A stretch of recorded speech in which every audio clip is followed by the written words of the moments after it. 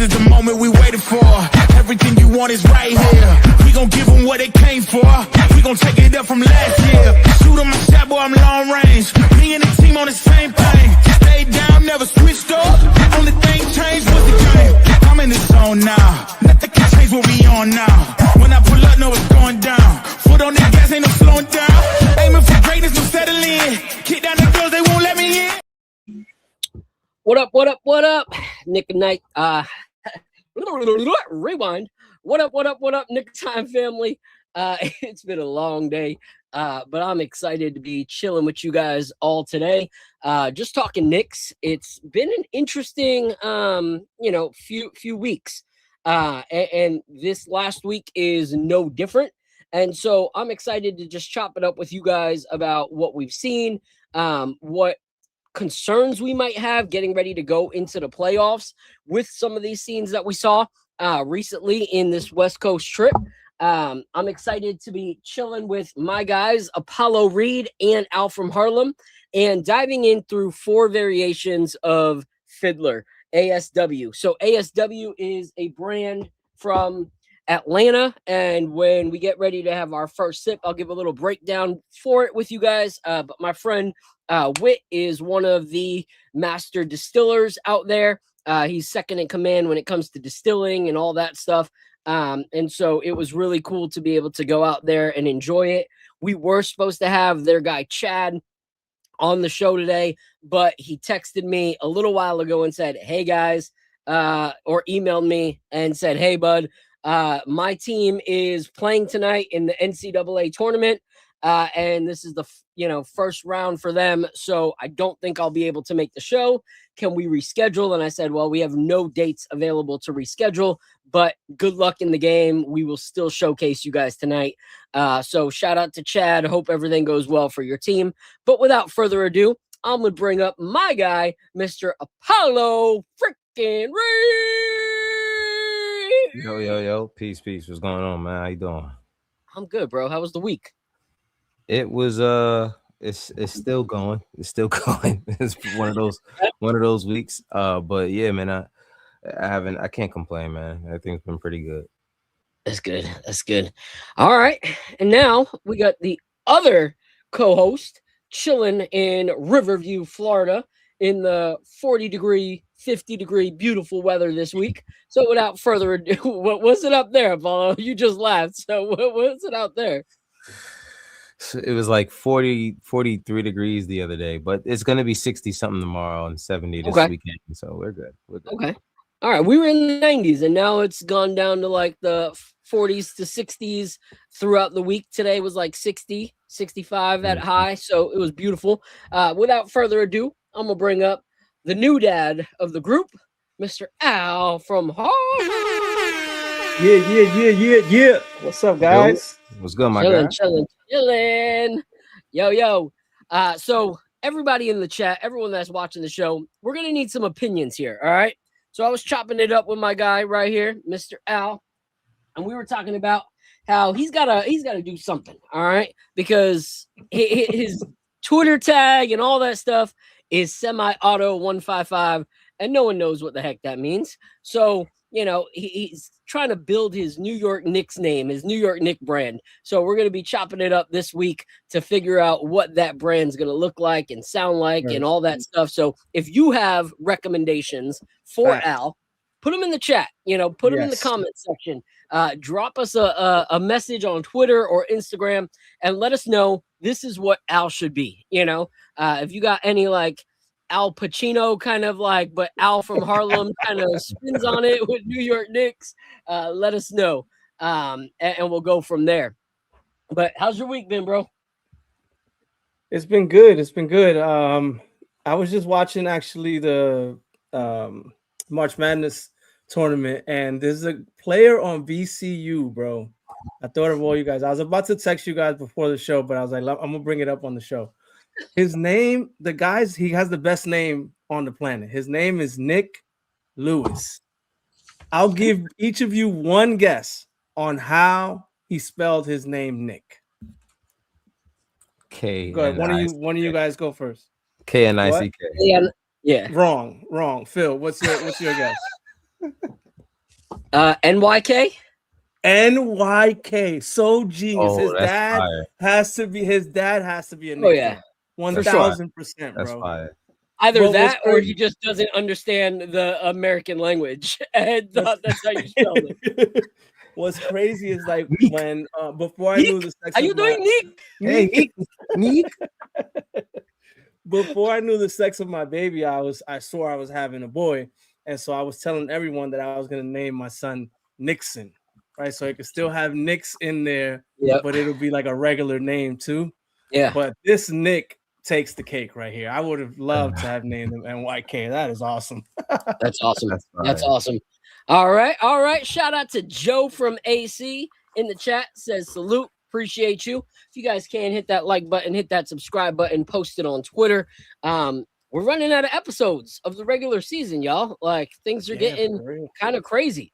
We're starting to book brands for the the postseason, but it's so weird because like brands are like, what day? And I'm like, I don't know the day, but I can tell you the week. Like you'll be on a Wednesday or a Thursday of this week.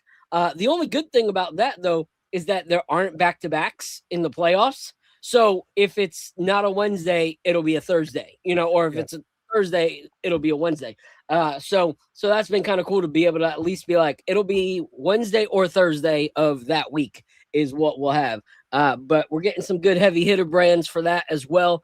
We're looking for some guests to bring up on the panel for the playoffs. We would like to bring some heavy hitters out. So if you have anyone that you would want to see us chop it up with, let us know and we can reach out to them and see if they can be that fourth member of that playoff episode.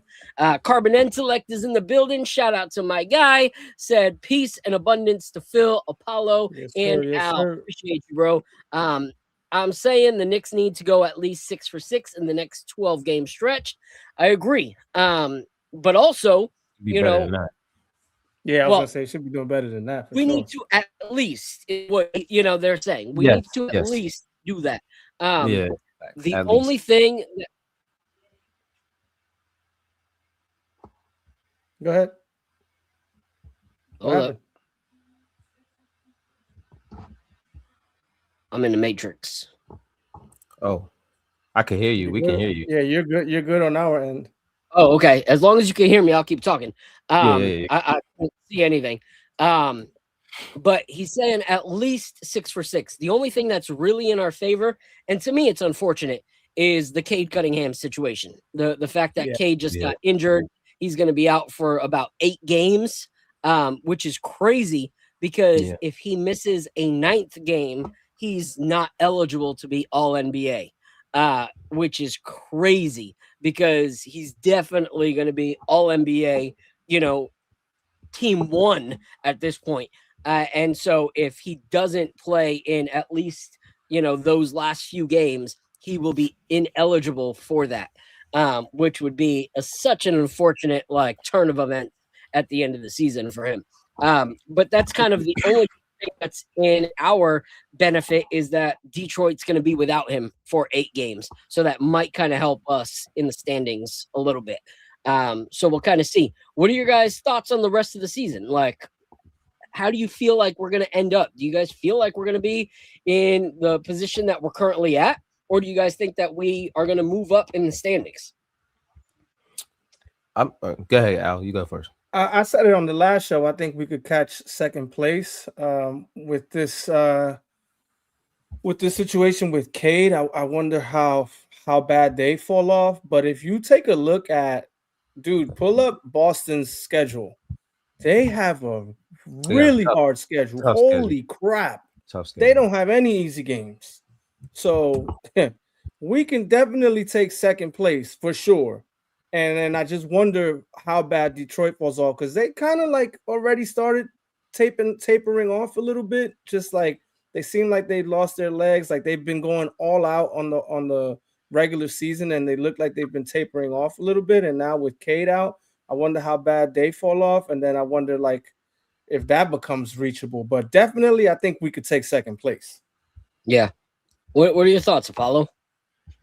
I mean, we have probably 3 tough games left, you know what I mean, versus was like it's the Thunder, the Rockets, Thunder Rockets, and of course Boston. And then you got the Raptors as well, which they can always sneak one in on you. But sometimes it's depending on how these guys they've been playing really good defense. Sometimes the offense is a little shaky, but I think if they can continue to play as well as they've been playing at minimum, and Detroit starts to fall off a little bit, we can probably end up in the second seed, especially because, like you said, Al, because of the Boston, their schedule is a little bit tough. So it depends on how good they're able to play for the rest of the season as well. Yeah. So, what's hard for me is I would love to be completely optimistic right now because, looking at schedules, like you said, Boston's got the hardest schedule, out of the three teams. Besides them playing the Grizzlies tomorrow, which is an easy dub. The easiest game they got from there is not till their second to last game of the season, which is against the Pelicans. So those are the two guarantees. And then, then the Raptors, which are, hit or miss. But then everything else is like Heat, Hornets twice, who are playing well, Hawks twice, Bucks that are still trying to do something, and then the Magic at the end of the season. So, yes, I believe there's that possibility to catch up, but I also have concerns after the last two games of this West Coast trip, especially the Warriors one, where we will talk about that, where we're playing a Warriors team that I don't even know 70% of the players that played that night, because none of their starters were there.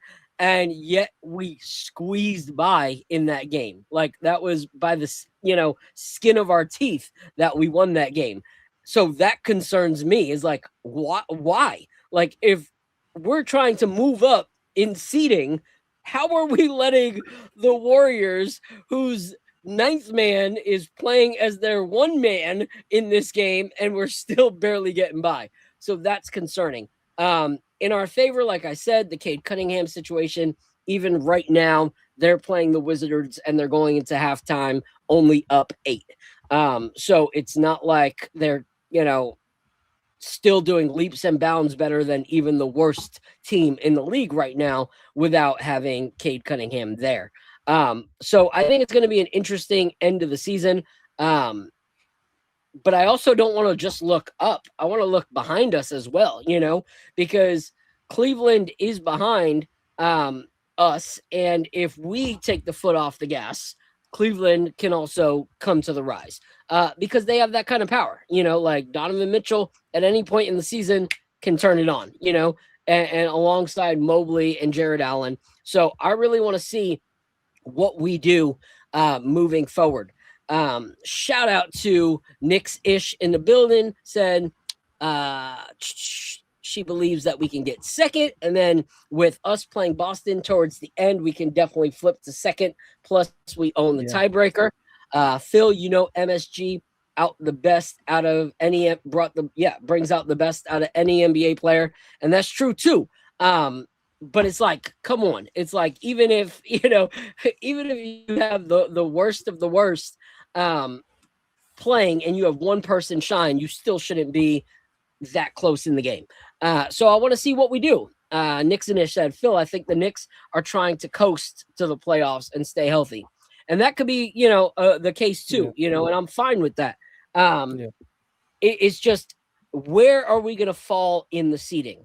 Like right now, we would play the Magic if we went in that first round. And like I've always said, the Magic to me have always been a hard team for the Knicks. Like it's always been a back and forth with the Magic. But in the play-in, slots right now, where Boston's at, it would be the Heat or the Hawks, and I don't want them in the first round. So I think I'm fine with it being Magic right now. But if the Heat catch up to them, it could be the Heat, which is also always a pain in the rear for us. Yeah. So I think the first round is going to be challenging for the Knicks, no matter where we're at. Third or fourth slot is going to be either the Magic or Honestly, I wouldn't mind falling to 4th right now because we'd be playing the Raptors and we could put a whooping It's on the Raptors. always funny when you get to the last games of the season and you're seeing like teams lose on purpose so they can get the favorable matchup. We've never done that. I don't like doing that. I'm against that. But Mike Brown is new. Like Tibbs would have never did that. But Mike Brown, I wonder if he would pull something like that to get a favorable, quote unquote, favorable matchup. Because I don't know that anything is really a favorable like that. But yeah, I don't think he would. I honestly don't see that being the integrity of Mike Brown, you know, or our players. You know, I don't think that our players would want to throw in, you know, the hat just to play an easier team, especially like with the overcoming adversity that Cat's had to do all season. And now he's finally in his element. Like, I don't think he wants an asterisk next to like their, you know, positioning in the playoffs or anything like that. So I think the Knicks will go the harder route. I think that's what we will do because the integrity that's there. I kind of feel like there's a lot of tape out on us anyway. So no matter who we end up playing in the first round, it's going to be a tough matchup for us. And unless we end up in like the number 1 seed and we get like a, you know, someone who barely made it to the playoffs, you know what I mean? I think we're gonna, no matter who we play, is gonna be pretty tough because, like I said, there's a lot of film on us right now and how we play. So yeah, no, I agree. That's such a good point. I want to give a shout out and a roll call to everybody that's in the chat right now. Those that are talking, those that aren't. Joe from AC, Carbon Intellect, appreciate you. Nixon-ish, appreciate you. APAP 1586 said Detroit has a problem. That's a fact. Shout out to Joe right here for this quote. Said home advantage might be the difference between a 3rd round exit and a finals appearance for the Knicks. And that's true as well. You know, like this season we've played really good at home, you know, so we want that home court advantage. We want to be able to, you know, prove ourselves and be able to continue in the realm that we're going. Everybody in the panel, if you can, hit that tweet button, hit that Instagram repost button of the show today. It is open panel all night. So if there's something we're talking about and you have a thought, we want you to feel free to come on up. Sometimes people don't want to come up because they feel like they got to show their face and they don't like that. You don't have to do that here. You can come on up with just your microphone, speak your piece, and be part of the conversation. So open panel all night to come and go as you guys please. But let's go back. What was the last time we met? When did we have our show? Was it last Thursday, I believe? Yeah, last Thursday. Yeah. So the first game would have been the Pacer game. Indiana. The Pacer game. Yep. And honestly, I don't think we need to talk about that. You know, like we won that one. It was whatever. Let's talk about the Golden State game. I think that one we should talk about.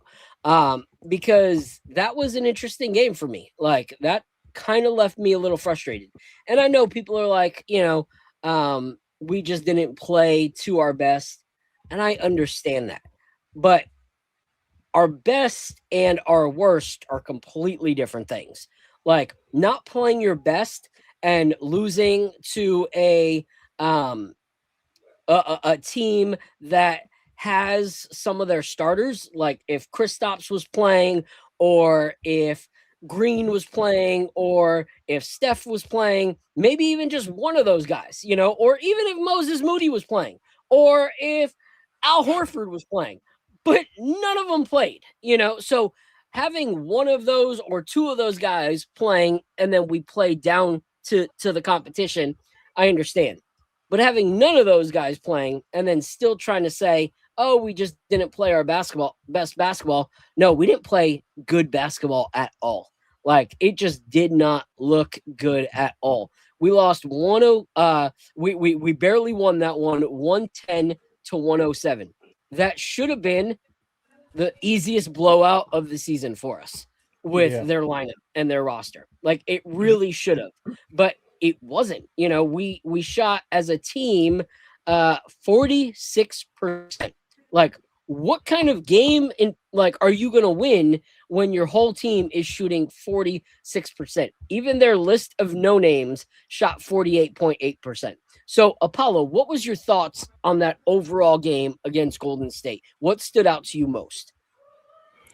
Um, I always feel like every time we play a team that's missing a lot of their stars, it's going to be a rough game for our guys personally, because for some reason it's almost like they don't game plan for these dudes. It's, you know what I mean? It's like they don't have any tape on a lot of these guys, especially like you said, Moses Moody didn't even play. So normally you would know that, all right, well, they're gonna give the ball to Moses there. But at this point, it's like, who do they give the ball to? You know what I mean? And you got Pods running the point guard, so he's gonna get the ball no matter what. So I just figured this is gonna be one of those games where Steve Kerr is gonna try to outcoach the other coach. You know what I mean? And he has the advantage of there not being much tape on these guys. And you saw that. These guys came out there like they didn't know who these guys were. Like, what was the one? Hold on. What was the one guy? What was his name? Gui Santos. Gui Santos. Yeah. I'm like, who is this? He had 20. I was like, who is this?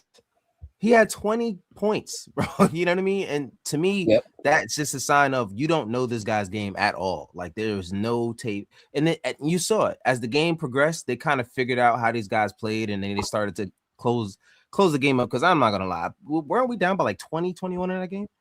21. We had a 21-point comeback. Like, what is going on here? So I knew that it was gonna be rough. And once I saw us go down by 21, I was like, yeah, this one's over. But, you know, it's when you got guys like Landry and McCall who go 3 for 10, that doesn't help you. You know what I mean? Like, you're going to shoot you. That's terrible. You know what I mean? Jalen was 9 for 20, but we know Jalen's going to shoot the air out of the ball, you know, but to have your guys that you normally are going to expect to step up behind him and play a lot of minutes when he's not in the court to only give you 30% from the field, it doesn't really help you either. So, you know, frustrating, but I'm glad we eventually figured it out and got the dub. Yeah. What are your thoughts, Al? Definitely a frustrating game. The Pacer game was frustrating too, right? That game, Phil and I watched that game together. Excuse me, over at Phil's place. Had an awesome time. Whatever. Excuse me.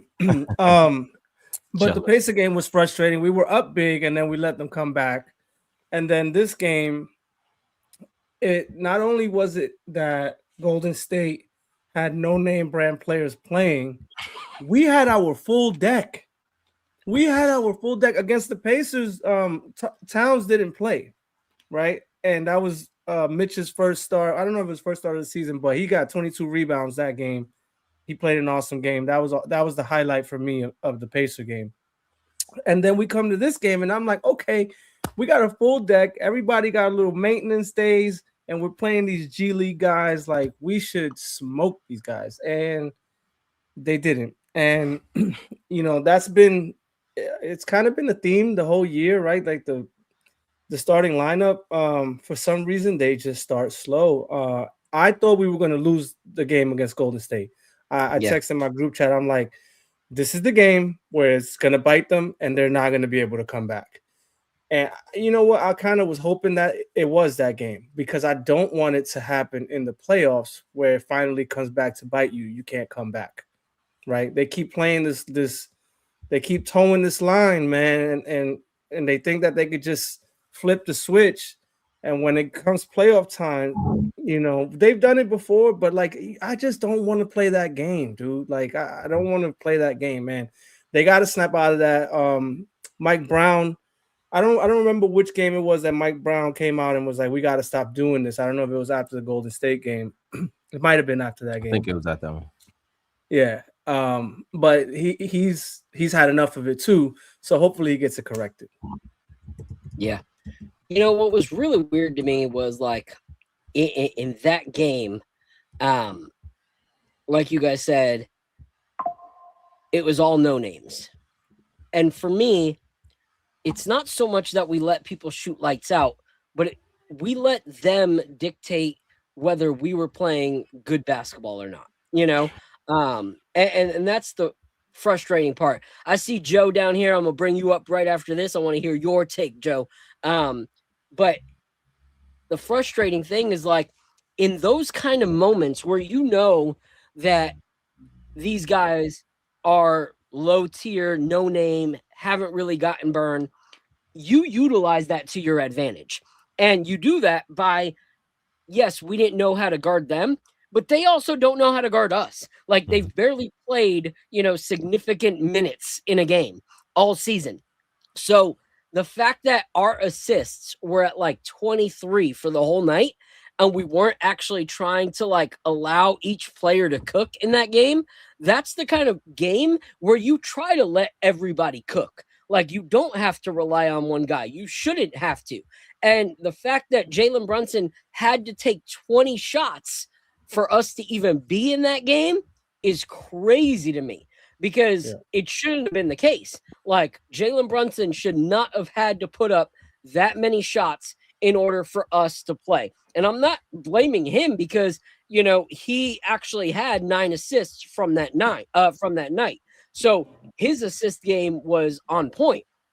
But the rest of the team, like not it.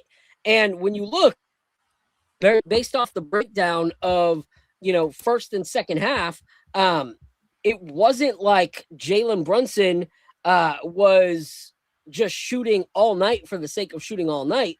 But I just don't think the other guys were contributing and trying to find each other. And so in that second half, I feel like that third quarter really helped us. Maybe fourth quarter with his comeback. But, he went 4 for 8 in the second half. So it wasn't like he was shooting the most of his shots at the end of the game. Everybody should have been contributing, but we had so much fall off in that second quarter. Luckily, Karl Anthony Towns put up 13 in that second half as well. But everybody else kind of ghosted. Landry Shamet did okay. Jordan Clarkson continues to be someone that needs to be in the starting lineup. And we're going to talk about the biggest sore thumb of the New York Knicks after we hear Joe's take. But my biggest frustration is that we didn't capitalize. Not that they played well, but the fact that we didn't try to make sure that everybody else feasted in that game. Like, this is the kind of game that you let OG dominate because none of them are strong enough to stop OG. Like, none of them have the experience. But we didn't do any of that. Like, we just didn't. It was a very rough game to watch. And I'm hoping that that's the last one of those that we have to watch for the rest of the season. But let's find out what Joe thinks. What up, Joe? Yo. What's up, guys? Salute. How we doing tonight? Good. How are you? I know, Joe. Good, man. I hear you guys talk about a good topic here. Something I've been talking about recently is Jordan Clarkson, right? Yep. So, well, I've been a big proponent of him to get back in the lineup. Yep. I know they took him out because of defense, but I've always said, like, I'm willing to sacrifice some defense if it means we can get our offense going. Yeah. I don't know how you guys feel about that. I know the numbers look different when we had Jordan Clarkson and Kolek in the lineup, and there was a little bit of a change when they were taken out because we wanted to shore up our defense. But I don't know if that was the best thing that we should have done. I mean, I know how Clarkson's been looking as of late, though, and that's what I want to see going down the stretch. Like, he's heating up right now at the perfect time for us. We got 12 games left. He's given us his 25-point game. That game was awesome. I know his defense can be a little shaky at times, but, I just like the way that he can penetrate the defense. Like, when he drives to the basket and makes the defense collapse, like, that's something that I feel like we've been missing this season. I feel like it's been part of the stagnation problem that we've been seeing on our offense. Yeah. You know, and I agree with you. I was actually on the Nick of Time show before Jordan even started having those games. And I was pitching to them, the idea of, okay, if Jordan Clarkson can't play, there has to be valid reasons that we're watching. Okay, it's beneficial for him not to be on the court. But it hasn't been. Like, we've gone on very stagnant runs where we can't score a bucket for 4 to 5 minutes at a time. Like, We're not looking great offensively. We need someone that can initiate and be willing to take the shots that some of these guys aren't. And so I had pitched, listen, give him some of Mikal Bridges' minutes, because Mikal Bridges is having 0-point nights, 3-point nights, 6-point nights. That's not going to help our Knicks be able to contend, because a few Jordan Clarkson minutes where he's not offensively defensively contributing is not going to help. Not going to hurt, compared to 8 to 12 minute stretches at a time where Mikal Bridges gives us nothing. Like, we need something. And Lee agreed with me. Lee agreed with me. Some of the others, not so much. But then what did we see? The next 3 nights in a row were not going to be wins without Jordan Clarkson minutes.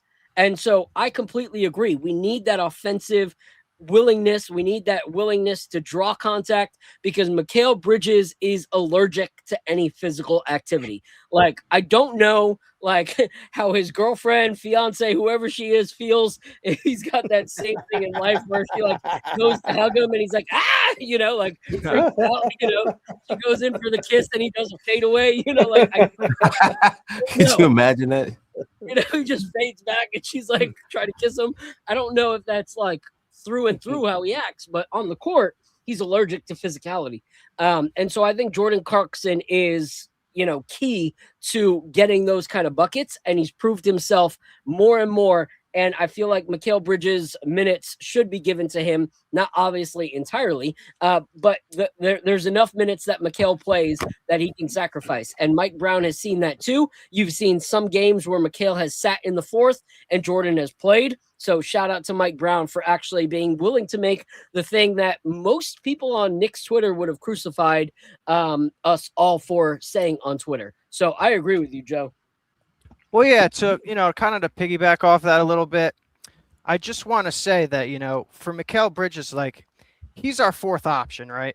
So when our offense is working best, it's when he's scoring 10 to 15 points and his usage is below about 10 to less shots. And when he's scoring 10 to 15 points, our record is 22-7. When he scores more than 20 points, we're 7-8. So the less shots that he takes, in my opinion, the better. The more points he's scoring is kind of like a bad omen, because that means our other guys aren't going and they're missing. So, with Mikal Bridges, we just want to make sure that he sits in our offense the way we need him. Any more, it kind of hurts us. And like we've been seeing as of late, any less hurts us as well. So, like I said, if we could put him off the bench and, we can put him on the bench and see how he does, getting some spot minutes. I still would like to see him in the fourth quarter playing those defensive roles against some of the top scorers. But, for me right now, like, I want to see a little bit of a lineup change. So I do agree with you there. Yeah. And here's the thing is, like, defense in the fourth doesn't matter if we can't score a bucket. Like, we still have, OG Anunoby. We still have Mitchell Robinson's been playing a lot of, double big lineups with Cat. Cat has been playing pretty good freaking defense, which is crazy words coming off of my tongue. But if we can't score a bucket and they're double, triple teaming Jalen Brunson because he's the only one that's going to take shots, Jordan Clarkson minutes are important in those moments to free up Jalen Brunson and to also be able to draw the defense or get the easy bucket. Because whether he can be streaky or not, he's one player that's confident as crap to take the shot. And you got to give him credit for that. What are your thoughts, Apollo? I saw you trying to say something.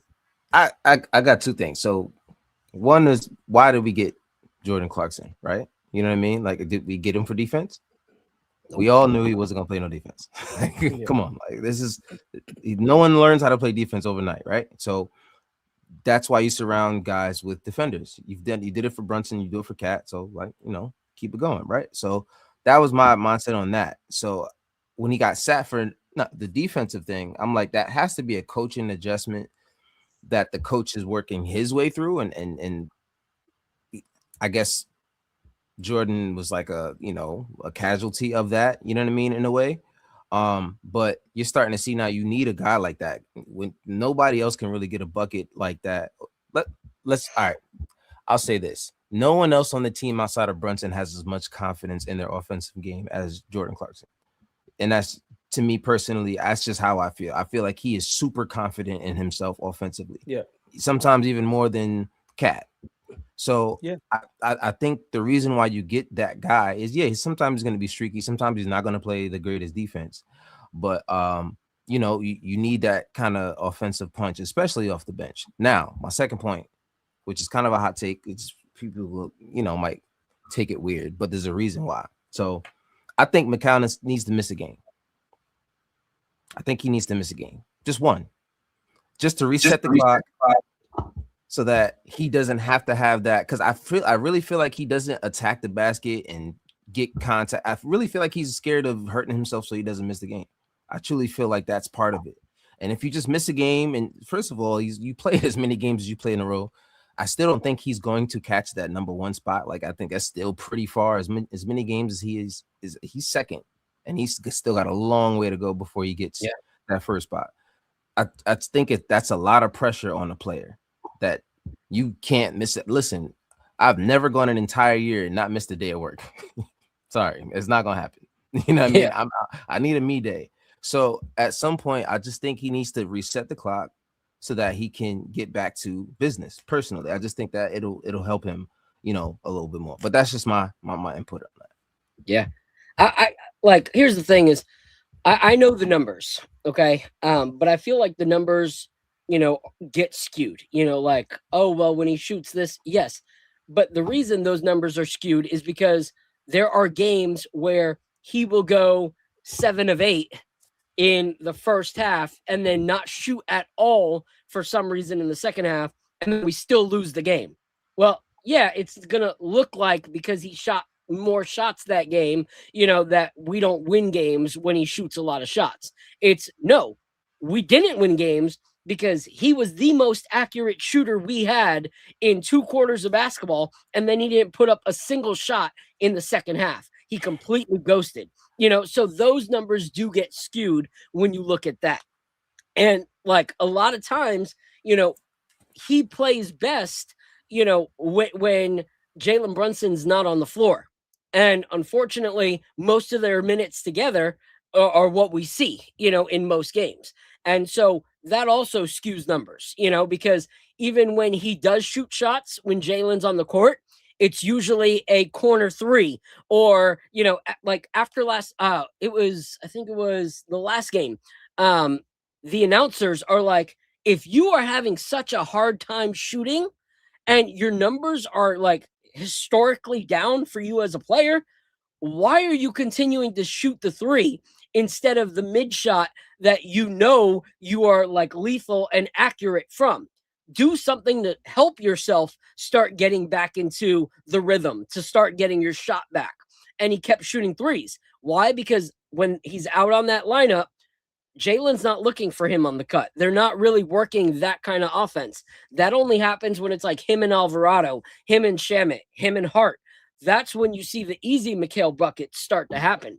Otherwise, when it's him and Jalen, he's out at the end, or he's passing it back to Jalen or to Cat, and then catching it at the end when time's about to run out, and he chucks up a horrible 3. So that also skews the numbers. I do think we are best when Mikhail can shoot the ball accurately and put up numbers, because we suffer when Jalen Brunson is the guy having to take 30 shots a game. Like, those numbers are proven. When Jalen shoots a certain amount of shots, we lose games.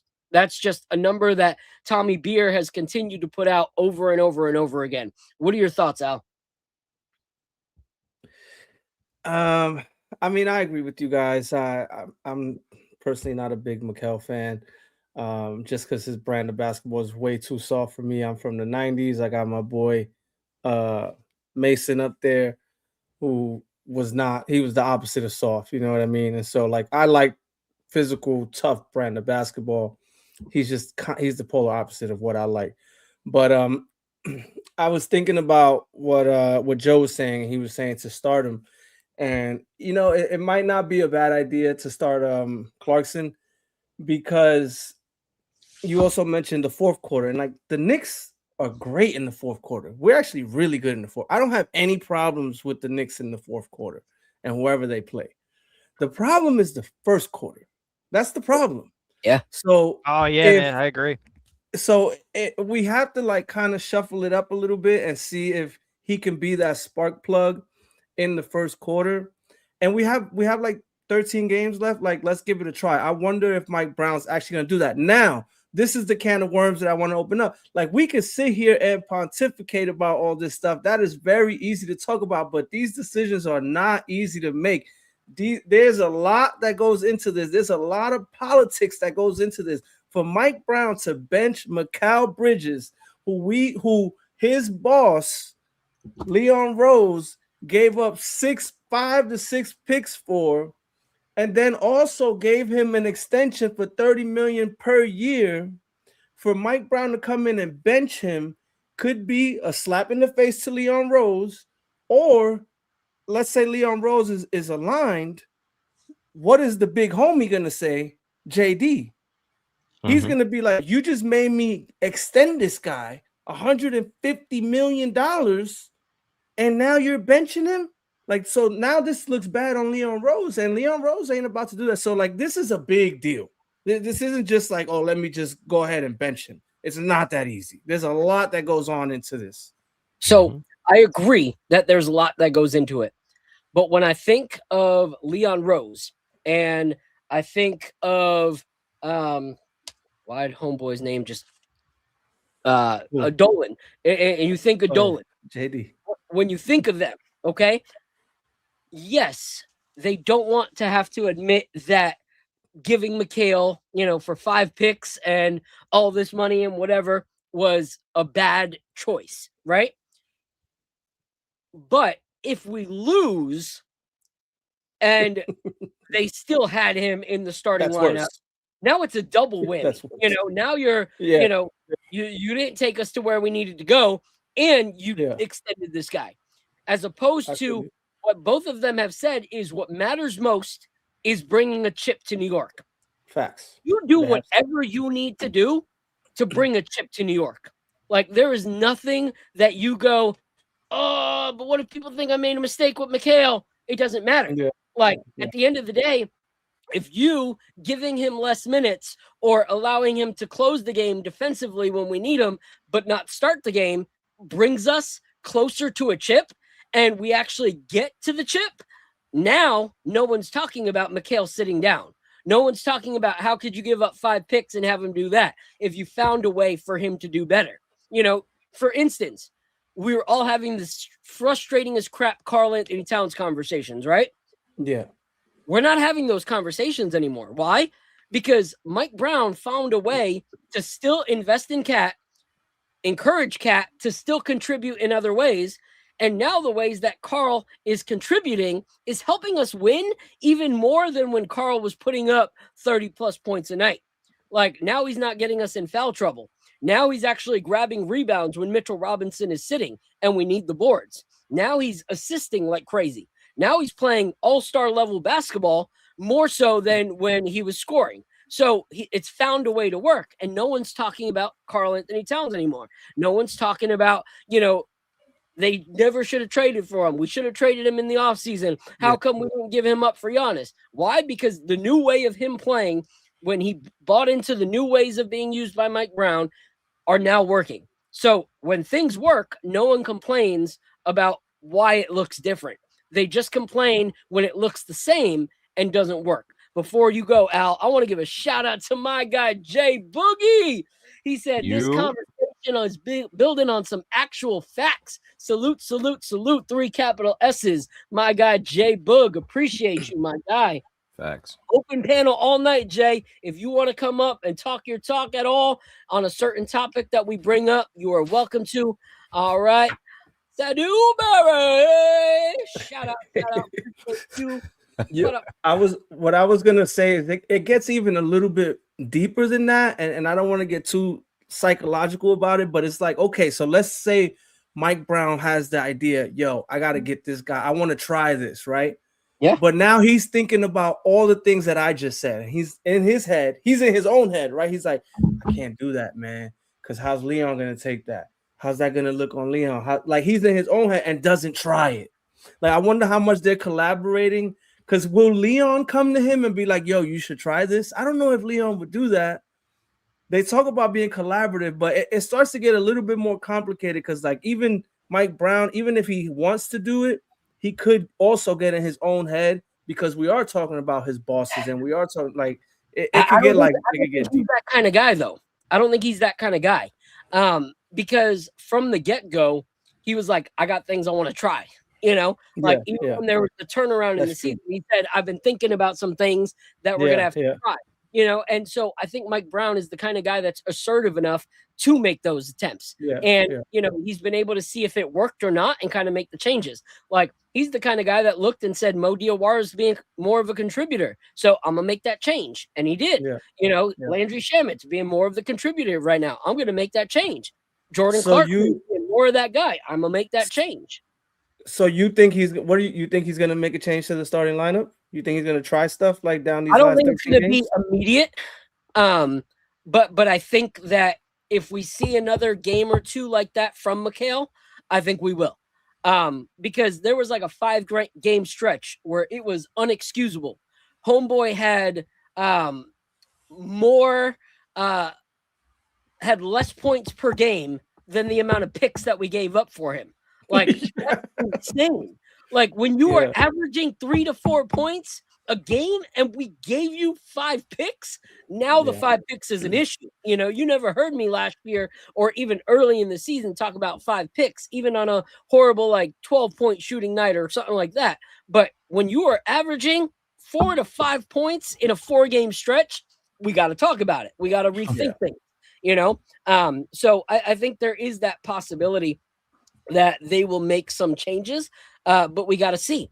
But before we talk about that, let's go into that first pour real quick, since we got a tonight. Yeah, Joe, you a whiskey guy? Yeah, man. Yeah, man. All right, you need to check these out, my guy. All right, what's your favorite whiskey? Honestly, man, it all depends. Because I don't want to say it because you guys are going to be like, oh, that's so basic in general. So just go ahead, man. There's no hate, bro. There's no hate. I honestly, I'm a big Irish whiskey fan. I like Tullamore Dew. Okay. Tullamore Dew. Yeah. That's my favorite. There's a brand that I worked with that is real dope, called Keeper's Heart.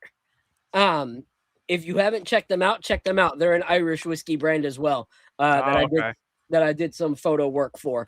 Really great people there. That's so crazy. I know about Tullamore Dew only because of their commercial. I'm like, yeah, that's a catchy commercial. Everybody's in the thing, they're going like this. I was like, oh, that's a cool commercial there. I'll try it. Just kind of brings back memories for me of drinking it. I don't know, just from all the times going out and stuff. But, I feel you. All right, so this is a brand called ASW. All right, and they are out of Atlanta, Georgia. And what's different about them is a lot of brands that aren't anywhere near Indiana and stuff like that. A lot of them are bottlers, NDPs, but these guys are not NDPs. They are actual distillers. My guy Witt is second in command there. And what these guys remind me of is kind of like when you watch something on TikTok and someone's like, I have an idea. I don't think it's going to work, but I'm gonna at least try it, and like, that's what made them famous, is that they're always trying crazy things that end up being awesome. Good. That's these guys as distillers. And you'll see that on some of the ones that we try today. So they are an Atlanta crew that make whiskey, and pretty much anything with grain. So it's, a lot of it is like fruit based, with the flavors, you'll see that. But their vibe is very Southern roots, creative, local grain, small batches, and just spirits that taste like they were done with, intentionality. And it's crazy because it's random, but fully intentional. So this brand is really, really delicious. And this first pour that we're going to do is the Chin Music. And this bottle specifically was one that they released partnered with the Atlanta Braves. They did this as like a Atlanta Pride, kind of bottle, 6th bottle anniversary for Truist Park. This one right here is, let me look at that proof real quick.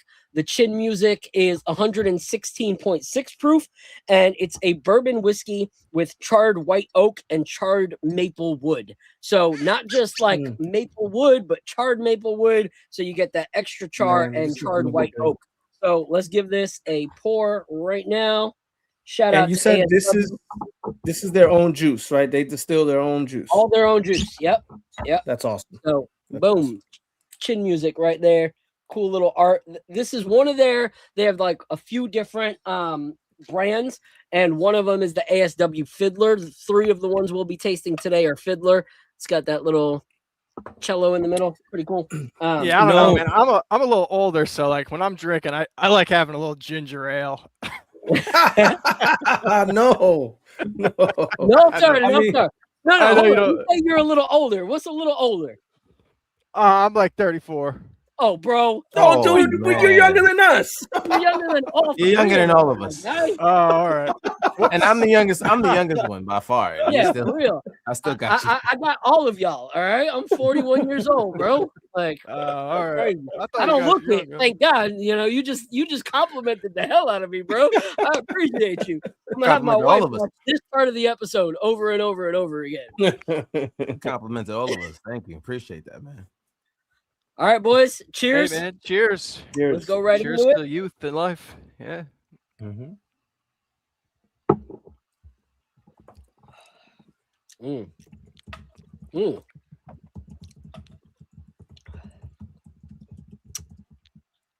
That's good.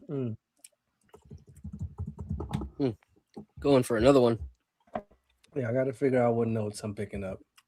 Sorry. Oh, you even got the tasting glass too. Those are the ones you got to use. Oh yeah. Right. Oh yeah. Yep. Yeah. Oh man, that's good. I used to bar back for a little bit There's back in something the on the end. summer, so those glasses are always using those. for Yeah, whiskey. I love these Glencairns. I won't drink whiskey out of anything else unless I'm in like a hotel and all they got is red Solo cups. I gotta do what I gotta do. Mm. All right. What are your thoughts, Al? I can't. I got to try it again. Hold on. You might have to come back to me. All right, Apollo. What are your thoughts? So, I was about to say a note, and then another note hit me. So, what up, Cecil? So I'm getting a little bit of chocolate. Okay. I'm getting a little bit of chocolate in there, which is a note that I always like to catch.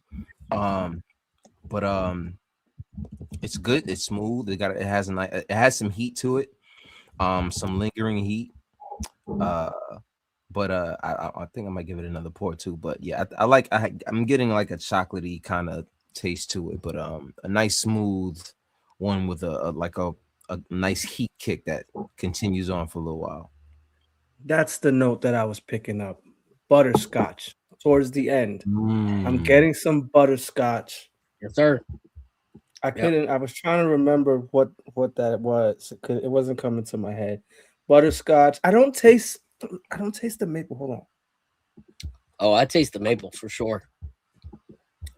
Where do you taste it? Like the front, middle, or the back palate? Towards front? No, towards the middle and end. Middle. Yeah. So when they say maple, like there's a lot of brands that overly use the like sweet maple flavor, Yeah. and you get too much maple. This is charred maple, so it reminds me of like like a smoky kind of all natural maple. It's not the Aunt Jemima type like sugary, sweet, but it's actual maple, like maple candy that you can buy at Disney in Canada kind of thing. And it's got a little bit of a smoky note to it. I too get that butterscotch, but I'm also getting some like nutmeg on it with the rice spice, which I really, really enjoy. And the spice is not like rye spice, but like baking spices. So I love this. This is a really good pour. This is an nice 8-year. And I feel like I was gonna ask you that. for an 8-year and for, its proof, I think it drinks right about what it is. I don't think it drinks under proof. Like, it's not underwhelming in any way, shape, or form. But it's not like overly, too much, on the palate or in the chest. So I think this is a great pour. So this is considered a toasted bourbon? No. So this is Oh, just finished in oak casks that okay. are charred. So like when you have an oak cask or and a maple cask, they finished it in both of them. And what they do is like the barrel is just extra charred over time. So it's just how the barrel was. So we will be tasting one that is a little more. So it's got like hints of what a toasted is, but like the process isn't exactly, how they do a toasted. I also wanted to say just this is in conjunction with the Atlanta Braves, and just this is a basketball podcast, but if any of you guys like baseball and like visiting the stadiums, their stadium is incredible, and I highly recommend you check them out. So Truist Park is amazing. Definitely worth checking out. Yeah. And so when you talk about, like, just for the people that are watching and for you, shout out to my big bro. He's in the building. He said, "Hola, homie. What up? What up, papa?" So the difference between charred and toasted is what it sounds like. When you make toast, right? You don't look to black the crap out of your toast. Like anytime your toast comes out and it's like pitch black, you're like, ah, crap. Like you're either tossing that piece of bread, or like me, if you don't want to waste the money, you're grabbing a knife right over the trash can and scrape until it's like not completely black. That's what toasted is. Apollo, you're on silent. You're muted. My bad. I said like that scene from Life. Yeah, exactly. Like, Scraping off scraping it off. You don't want it to be like that. make a lot of noise. Make a lot of noise. Not at all. So that's what like toasted is. That you get a little bit of heat, but it's not burnt. And a charred barrel is the complete opposite. Like you want that barrel to be black as can be, so that all the flavors come in as rich as possible from that barrel. So you get all the maple that used to be like hidden inside that wood. You kind of smoke it out a little bit so that it gets into the whiskey a little more. So that's the difference between a toasted and a charred. Charred is exactly what it says, like full on Charizard, burn the living daylights out of that barrel. Toasted is heated up a bit to get some of those flavors. Carbon Intellect asked if I played Apollo single yet. No, I haven't. Apollo, send me that link in the text. We're gonna play that before the Apollo. I didn't even know you rapped. Oh my god. Yo, oh yeah, you're the new one here. Me and Apollo, we're going on like over a season and a half of telling our viewers that we were going to create an album together, and we still have 2 years and we haven't created one song yet. So everybody that we lied to 2 years ago, I apologize. And everybody we've lied to in between, sincerest of apologies. But let's go, while Apollo sends that over to me, let's go on to the topic of Mikal Bridges. Okay. A little more in detail. It's crazy to me that the guy who probably had it the easiest in the transition, like his role didn't really change much at all compared to everybody else's role. Yet he is having the hardest second half of this season since the All-Star break, which is crazy because it looks like our team fell into what we wanted them to be in the first half of the season. They fell into that, and yet he took steps backwards. I don't know what to do here, and it's frustrating because we've had this conversation so much with the Nick of Time show, guys and girls, and for me, this is the guy that if he was anybody else except Jalen Brunson's best friend, bench minutes would have started a lot quicker for him. Like if he was anybody else in the roster that played to the low measurement that he is playing, he would have already been sat so many times. I'm thankful that Mike Brown is now starting to do it. But what do you guys think the issue is? Like, he's or if not he didn't throwing- have those blocks in the playoffs last year. Remember those blocks against the Yeah. Celtics? This is the You know what I'm craziest saying? thing. Anytime You know what I'm you critique Mikal Bridges, everyone's like, People bring look that those up. 2 blocks. I'm like, yo, Game bro. 6. Yeah. Like, yeah. I mean, that's all it takes. I don't go. for perception. I don't tell a friend who's like, yo, my girl's cheating on me, and I'm like, bro, look at all those years of faithfulness. You know, like I don't ignore what's happening right now. That's like, crazy. Yo, Phil, That's look at the text crazy. messages. Like, I'm like, bro, you got to ignore those pics because Oh, you know, look at man. all the, you know, like to me, I can't do that. I can't keep going back to the glory days or something. It's like that one fat guy that lives in Texas and he's going to every like high school football game and talking about, you know, how good he used to be. And now he doesn't even have a job. You know, it's like, I don't care that you used to be all pro cornerback. Congratulations. What are you doing for me now? And so for me, I can't just bank on those things. Do I hope that he comes to himself like before the playoffs? Yes. But as of right now, that's not good enough. What are your thoughts, Al? I'll shoot him some bail. And I never do this, but I'll shoot him some bail just for the sake, because I know no one else is going to shoot him any bail. So I'm gonna shoot him some bail right now. I'm looking at his number of attempts in the month of March. He had 2 games where he attempted 17 shots. The rest are like 10 or less, 7, 8, 6, 8, 9, 9, 10, and 12. He came from a situation on the Nets where he knew he was going to put up 15 shots a night, nightly, right? So if you start off 0 for 3, it's different, right? Because you know you're going to get another 15 shots, another 10 shots. On this team, he's like the 4th option, right? And so it's hard for him to get into a rhythm with the amount of shots that he's shooting and the way he's getting his shots. Like, we don't really run any sets for him. Like, I don't see us doing enough to get him going. I think we did a little bit more at the beginning of the season, but nowadays, like, I don't see us doing a lot to get him going at all.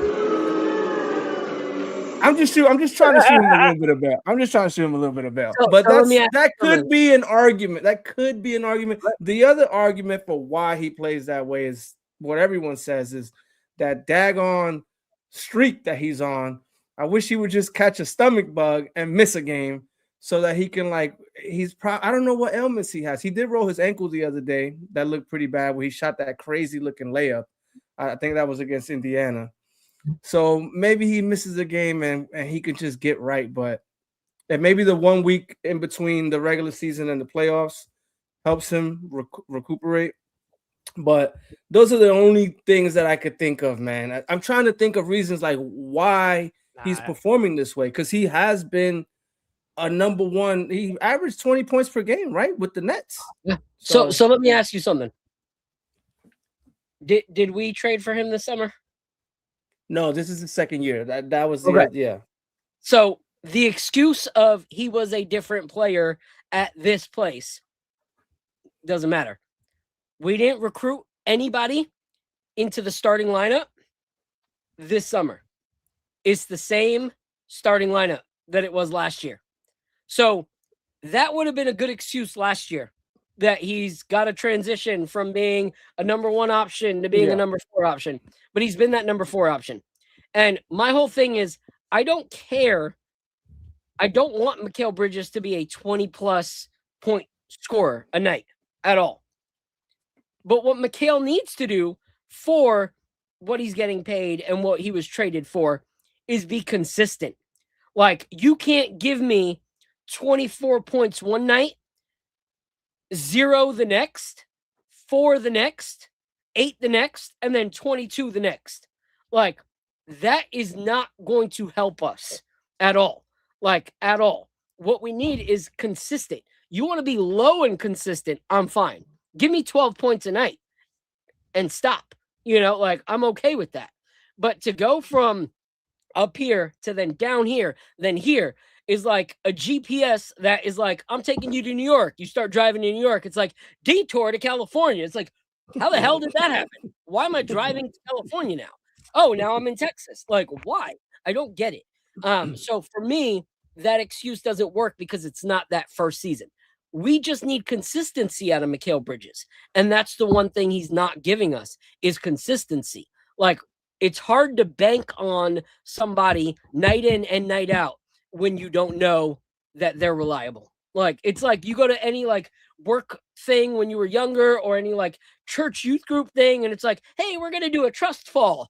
And it was like, okay, but if you go and the person that's supposed to catch you, you just watched them drop like 50% of the people that they were supposed to catch, you ain't going back. Like, you ain't taking that risk. You just saw like 5 out of 10 concussions. Like, why are you going to trust in that? You know?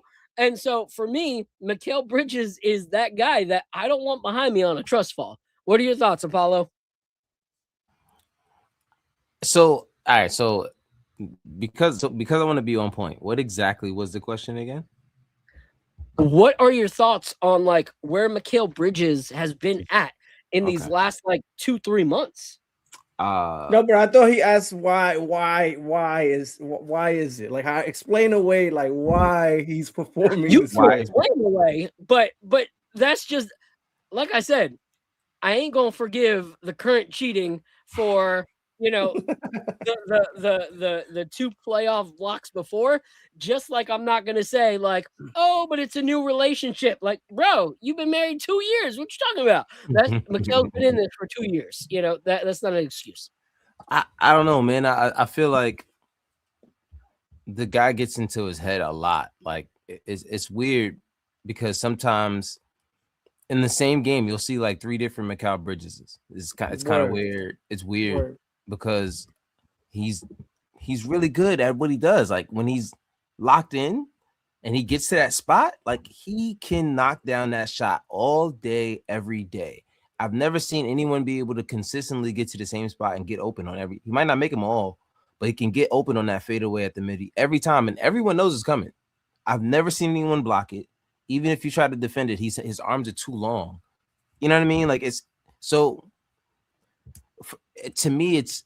I think it's an aggression / confidence kind of thing, because to me, as a basketball player, I said it plenty of times about Cat. Like when you don't demand, and I'm not saying, hey, give me the effing ball, like kind of situation.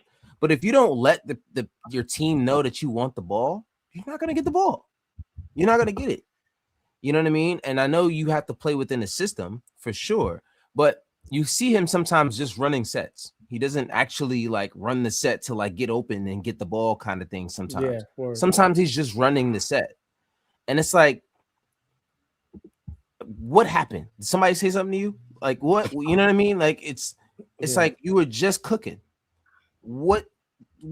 And it's weird because I really was happy when we got him, and I'm like, yo, we got somebody who is going to be able to guard almost anybody in the league, unless they're stronger than him, obviously.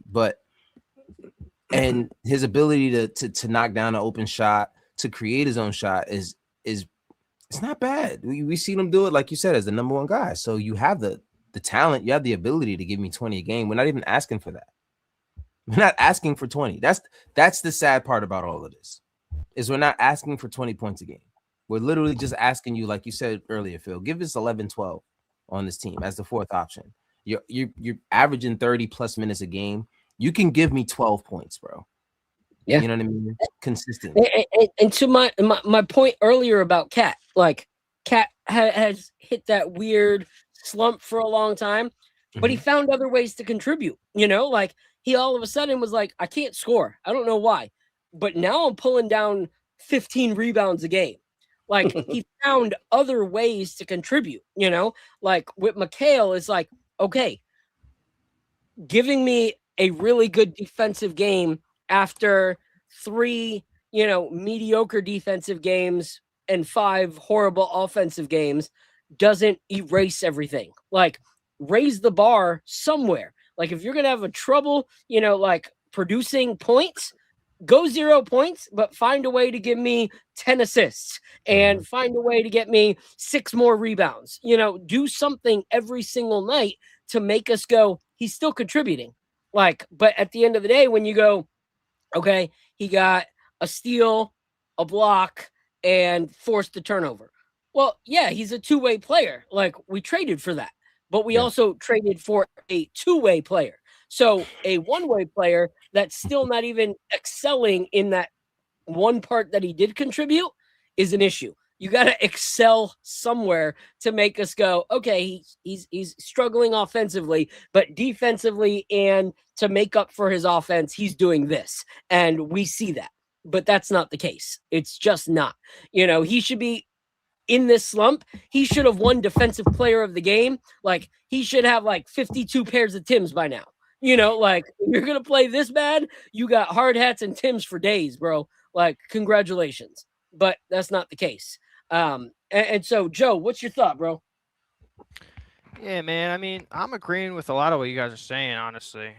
But I do think, you know, the big thing about it is, like you said, is with the expectation, and like it's kind of almost like a perfect storm, you know, with like, do you guys think he might be just like a little injured or something? Because I don't know. For me, watching him last year, when he was shooting in that midi, in that lethal spot, you know, he was getting much higher off the ground. I feel like he was able to shoot over his defender.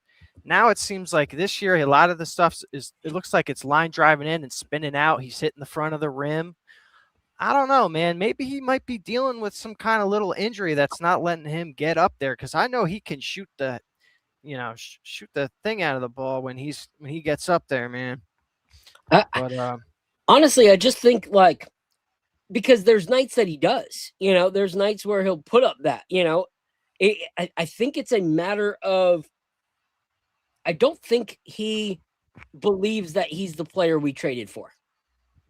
yeah, Like, and then on top of that, you know, if you add that aspect of like him thinking, if he's in his head too, like, oh, maybe I'm really not the guy that they, you know, for me, man, like being in his position, it must be tough because like your shots are going down because you're the fourth option.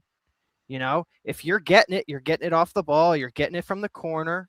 You know, for me, man, if I were to give him any advice, like Mikal Bridges, if you're listening to this, what we need you to do, man, when you get the ball, just get in the paint, break down the defense, just get in there and make the defense move because no one else that I'm seeing is doing it.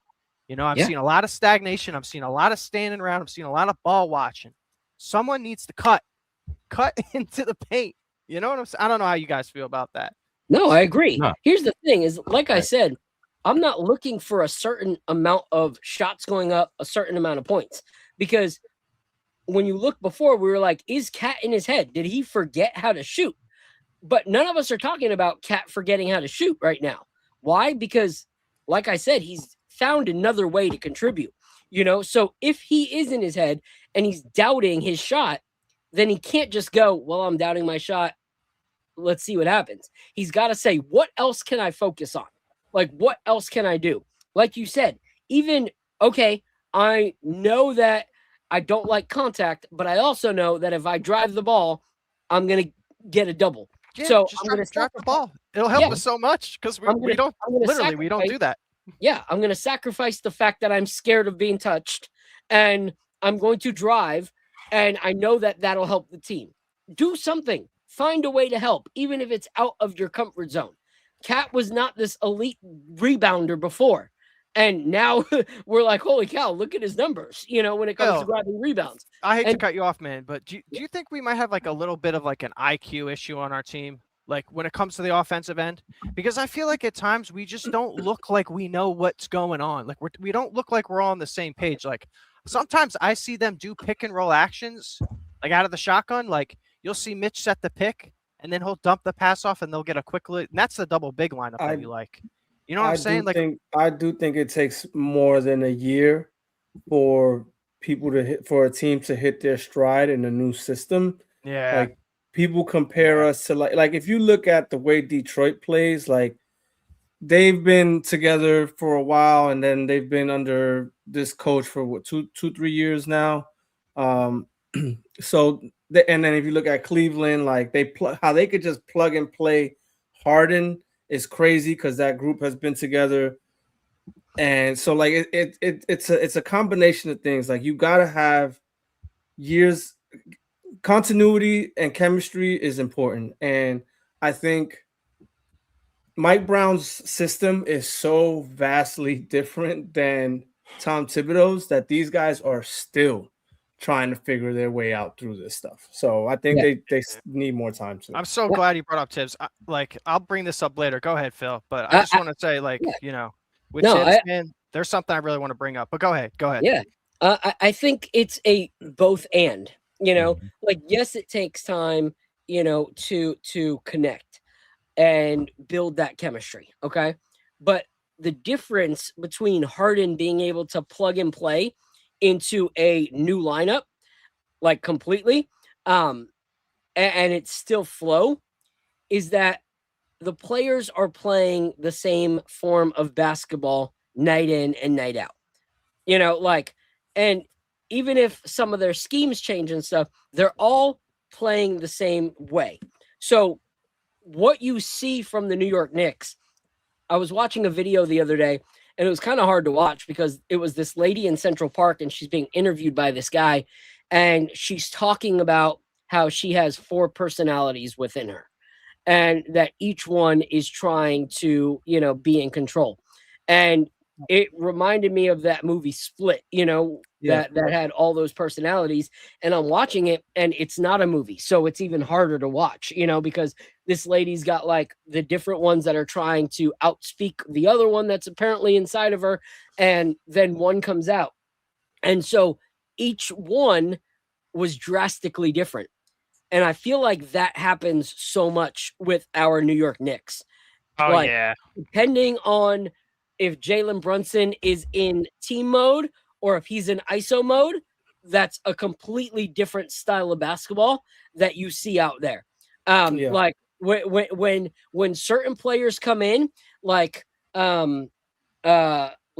Shamet loves to shoot, but he also loves to find his teammates, And so depending on who you're playing with in our roster, or even the same guy from night in and night out or quarter to quarter, it can seem like, which identity are we playing right now? Like, it's not a general consensus of we play selfless basketball. We do this. It's kind of like, I think it was like Coach Carter. He had that rule. No one shoots till 3 people touch the ball or something like that. I love that rule. Yeah. And if it wasn't Coach Carter, it was one of those other NBA movies. We need that. Exactly. If that was the general consensus, but it's like, oh my goodness, look at that. The Knicks passed 8 times on that possession. And then it's like, Jalen Brunson came down, 22 minutes on the clock, and he shoots it, like, wait, what just happened? Like, that's 2 different plays. I think that's hard for anybody to fully figure out which style of play, minute to minute, quarter by quarter, the Knicks are going to be at that time. I mean, yeah, it's usually like 4 seconds left on the clock when Brunson gets the ball, and he's, You also have to remember last year, before the season started, we swung this huge trade for Cat. Completely changed the dynamic of the team, right? They didn't even have a training camp with him. So we spent the whole last year trying to figure out how to play with Cat, right? At the end of the season, we kind of started figuring it out. So now fast forward this season, we finally get a training camp with Cat, and we completely changed the way that we were using him. And it's a brand new system. So it's like they hit the reset button and you're starting back from zero because he's such a big part of what we do. And we're even changing the way we're using Brunson. We completely changed the way we use Brunson too. So it's like now it takes a whole season, man. And so that's kind of why we've been seeing these guys like ebb and flow so much. Because again, it's like they hit the reset button on them. And that's why I'm so against like these swinging these big trades for these big sexy names that everyone wants to get, because continuity goes a long way, man, in this NBA. It really does. If you look at the teams that win, they have been together for a while. The reason San Antonio plays like that is because those guys been together for a while. Even though they're young, they've been together for a while. Same thing with OKC. Same thing with Denver. They might have a few different pieces here and there, but their mainstays have been there for a while. And so we need to like start establishing that and stick to that and stop trying to swing for these big, sexy names every 2 years. You know what I mean? Because I have a good example of that, man, for you. we used to be really good at giving Mitchell Robinson the lob threat. And then this is like Julius Randle days. And then we went away from it. And we haven't seen much of it at all. And now just in the last couple of games, we've been seeing Mitchell Robinson going up for them lobs again. I'm telling you, in the playoffs, that Mitchell Robinson action, when he gets in the pick and roll and he dives, if he dives hard enough and he gets that lob, he's scoring that every single time. Even if he doesn't get the lob, he has gravity. So they're glued to him. So he opens things up. Yeah. He's still pulling them, and then it gives us open shots in the corners. Yeah. I'm just saying, like, we should be running these actions more. Like, our team is so much better than I think people realize. It's because they haven't really even seen us yet. Like, the Detroit Piston fans, man, like, they've been like talking all this smack about, we beat you 3 times this season. I'm like, you guys haven't even seen us yet. Like, do you guys know what's about to happen this playoffs? Boston beat us all year last year and got smoked in the playoffs. So. Exactly. The craziest thing is, aren't we top 5 in offensive net rating and defensive net rating now, or something like that? Definitely top 10 in both. We're legit top 5 in net rating overall. And does it feel like we've been dominant? Because that's dominant. Like, I don't feel like we've been dominant at all. So it's like, we still have another level that we can get to, which is crazy. That gets me excited. When I saw that, I was like, man, this whole time I've been thinking like we're not a championship contender. I've been saying it. I'm like, I don't think we are. And then I saw that stat that we're top 5 in net rating in defense and offense. And I'm just like, holy crap, maybe we are good. I'm like, it doesn't feel like we're that good, but maybe we are good. And that means we still have another level that we can get to. And that's scary for the rest of the NBA if we can get to that level. Yeah. All right. So before we go into that, I want us to crack into this next pour, because we still got 3 to crack through before this episode's done. So we gotta have one. Shout out to Carbon Intellect. I'll just answer real quick. He said, do y'all think Cat is off the trade block? Being off the trade block helped his mental? Yeah, for sure. And I also think that, like, besides that, just him finding his own way also helped. Like him realizing that he didn't have to figure out how to fix what was broken, but to lean into what he could do and realize that we appreciate that. I think that helped him a lot too, finding some confidence in the fact that we all appreciate where he's currently at. So the next one, all right, I'm gonna let Apollo pick this one.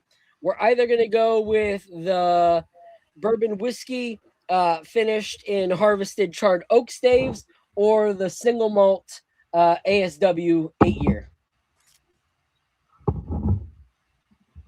Go to that first one. Which one is that?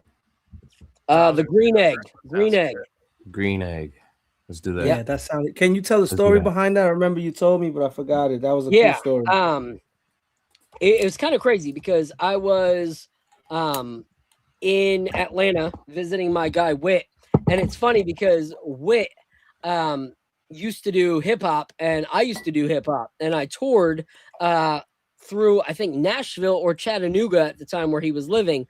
And he came to my shows. He like opened one of them. And so he knew me from that. And then when we both got big into the whiskey scene, he started distilling for ASW and I started creating whiskey content. He like hit me up and he's like, yo, are you this Phil? And I was like, yeah. And so like we connected and he had me out and I started seeing all these signs for Big Green Egg. And you all will know that logo. It's that giant like smoker company. And I was like, what is all this Big Green Egg stuff like around here? And he was like, oh, we're actually in the process right now of doing a collaboration with them, with the iconic grill Big Green Egg. And instead of like, it just being, oh, they partnered with us, they actually like harvested some Georgia white oak staves and smoked them through a Big Green Egg cooker.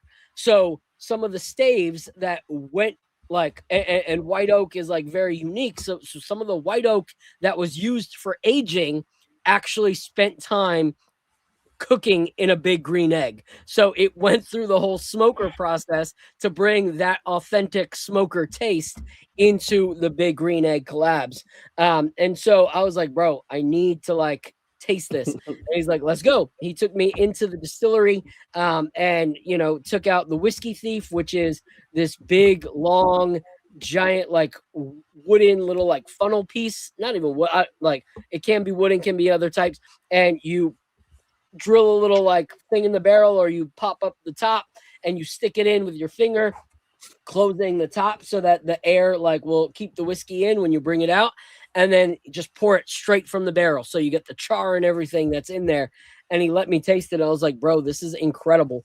And so he sent me a bottle immediately when that happened. And then when we were doing the show, he's like, yeah, let's highlight the big green egg as well. So he sent this one over. So this one is really, really unique. Like I said earlier, they are the kind of brand that they get an idea and they're going to try it. You know, they're going to put their eggs in that basket because they believe their idea is going to work. So this one comes in at 120.8 proof. And the years on this one, so this is a 45% wheated mash bill. And I don't see anything for the years on it.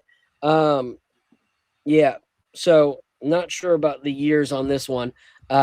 See if I can find out what year it is on their website. But let's give this one a pour next because I love this one and I think you guys will as well. If you haven't, clear your palate. So when I left earlier, I had to go get some water so that I can rinse out my glass. Yeah. Last week we got chewed out for not doing that.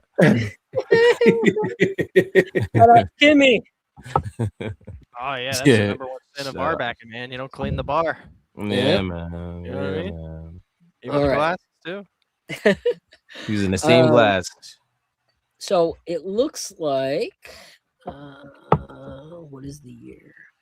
Yeah, it doesn't say anything about the year on this one. So all right, let's just give it a shot. Oh wow. Like on the nose, it's absolutely incredible.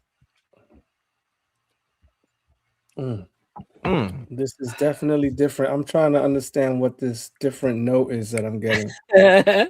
This has a different note, a very unique note. Has to come from the egg thing, that whatever they're doing. Yeah. Yep. All right, who wants to go first? Not me. All right, Al. It's on you. What little hints are you getting? Hold on, let me try again.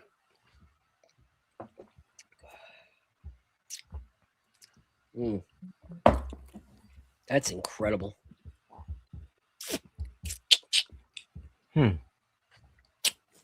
This is so good. Oh my god. So I'll go. It's very pardon my verbiage, creamy. It's what's the tasting note that I'm getting out of it? It reminds me of like what's like a cookie in a way, like a kind of like a vanilla cookie in a way. It's not a vanilla cookie. It's similar between like a vanilla cookie or like an animal cracker kind of taste. You know what I mean? Okay. I'm kind of getting that note in there, which is weird because I eat graham crackers all the time, but it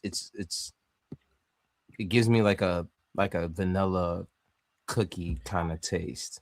Okay. The note that I'm picking up is it's like at the end. It's towards the finish. But you definitely taste the oak for sure. It has a nice oak taste. I love it. Yep. I like that taste. It's not a bad. Some people don't like a heavy oak taste, but this has a nice oak taste to it. It could be you know what it could be like? It could be like kind of like a hickory almost at the end. That's kind of what I'm tasting at the end. It tastes so nice. I really like it. This is awesome. It's a very complex bourbon. Like, cause that's why I'm like, I don't know what I'm tasting, because it's like I think there's a lot of things going on here. I need to sit with this one for a while to really like dive into all the notes. But this is awesome. This is amazing. Yeah. So, what you get, that's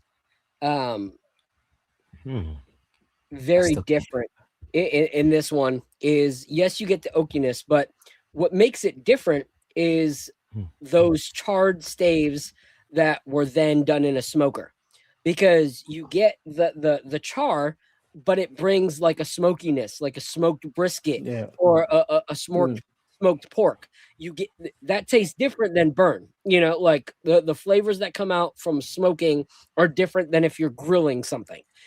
So you think char grilled burger as opposed to or char grilled wings as opposed to smoked wings.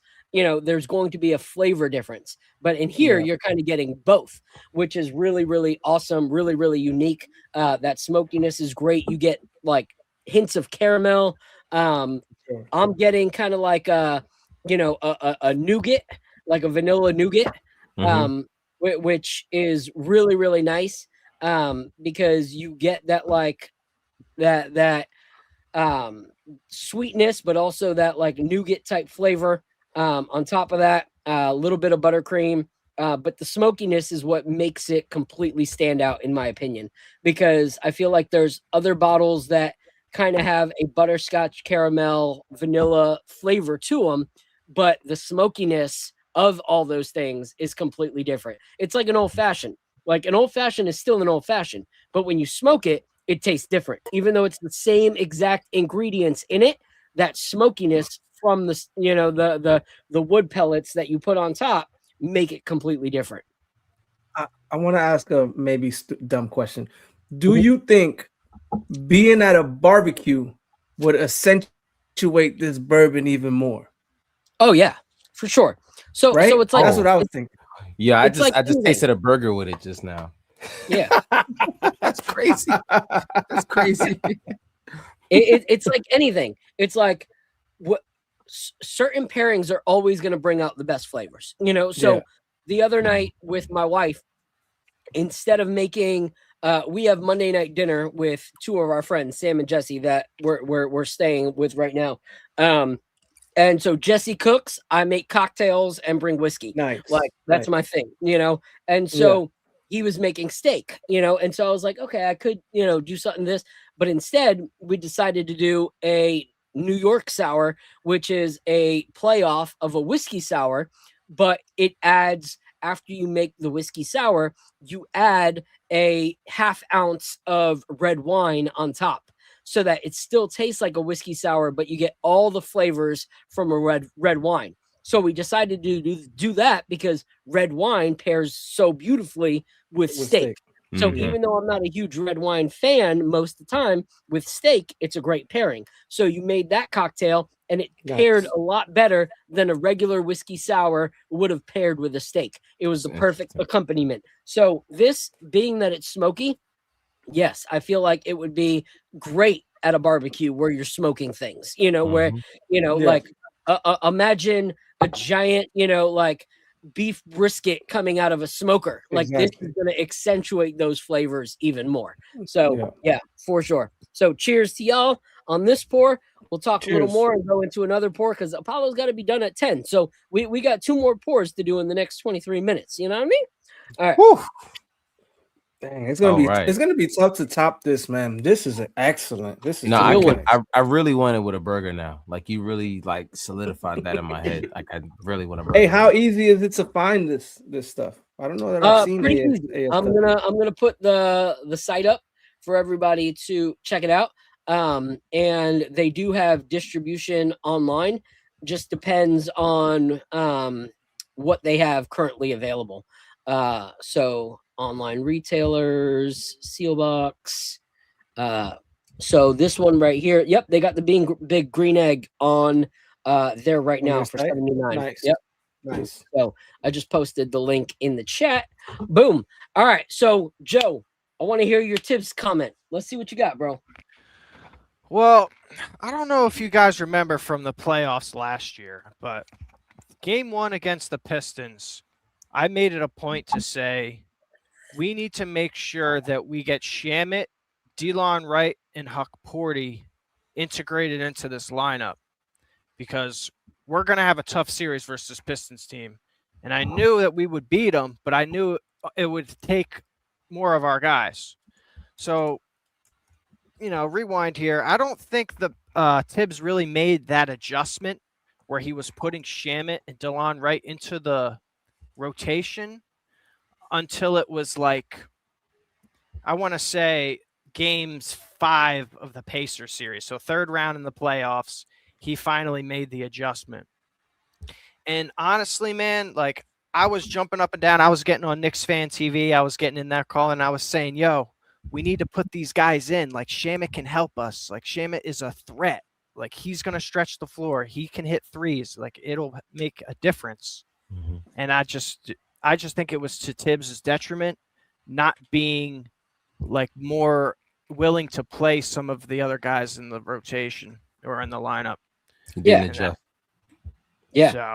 That was always Tibbs' downfall.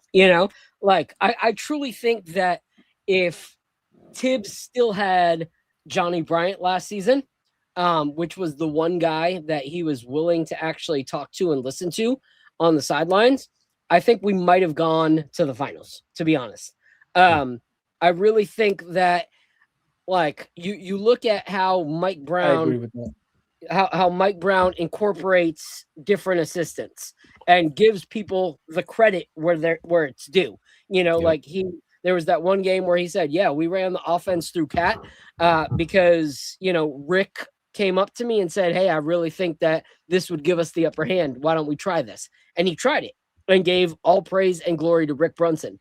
I think if Tibbs would have done something like that, there would have been a possibility that we were in the finals last year.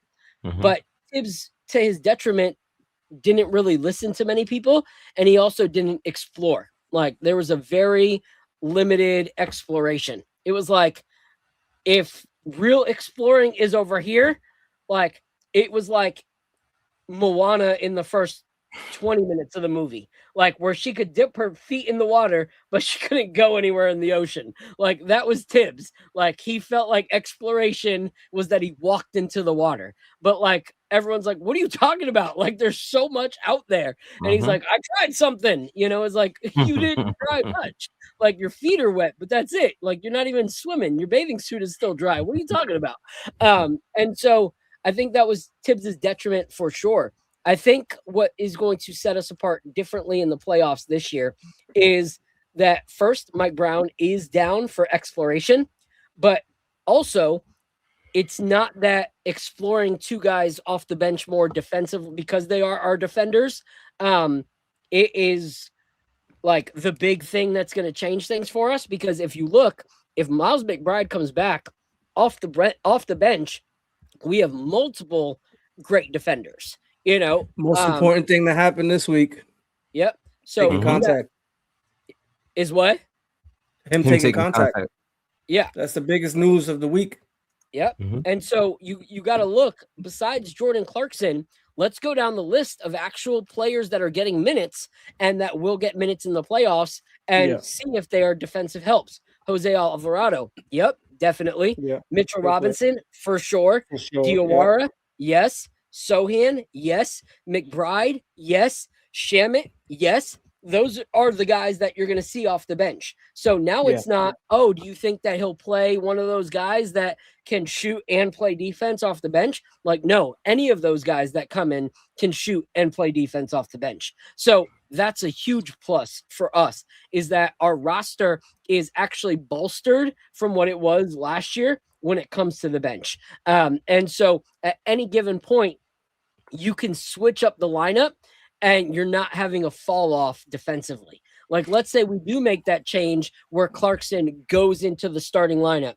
And I agree, it's not about the first quarter, because the first quarter is where we're struggling to score. So you put Clarkson in the starting lineup, helps him score, but you have Mikal coming in the fourth quarter where we hopefully have a lead already.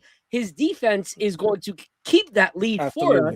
And we don't have to worry about the fact that he's not scoring because we're not trying to come back from a deficit of the first half. We already have the ahead, on the scoreboard. Now our defenders are just making sure that we don't let that scoreboard slip. So I think that is important. I would not put Clarkson in the fourth as opposed to the first. I would put him to start, get those points off the bat so that he's already lit up and sparked, so that if he has scattered minutes in the second and the third, he's already torching people, and then that's just bonus. And then Mikhail locks everything down in the fourth to make sure that we don't lose that lead. So well, yeah, I want to say, go ahead, Joe. Go ahead.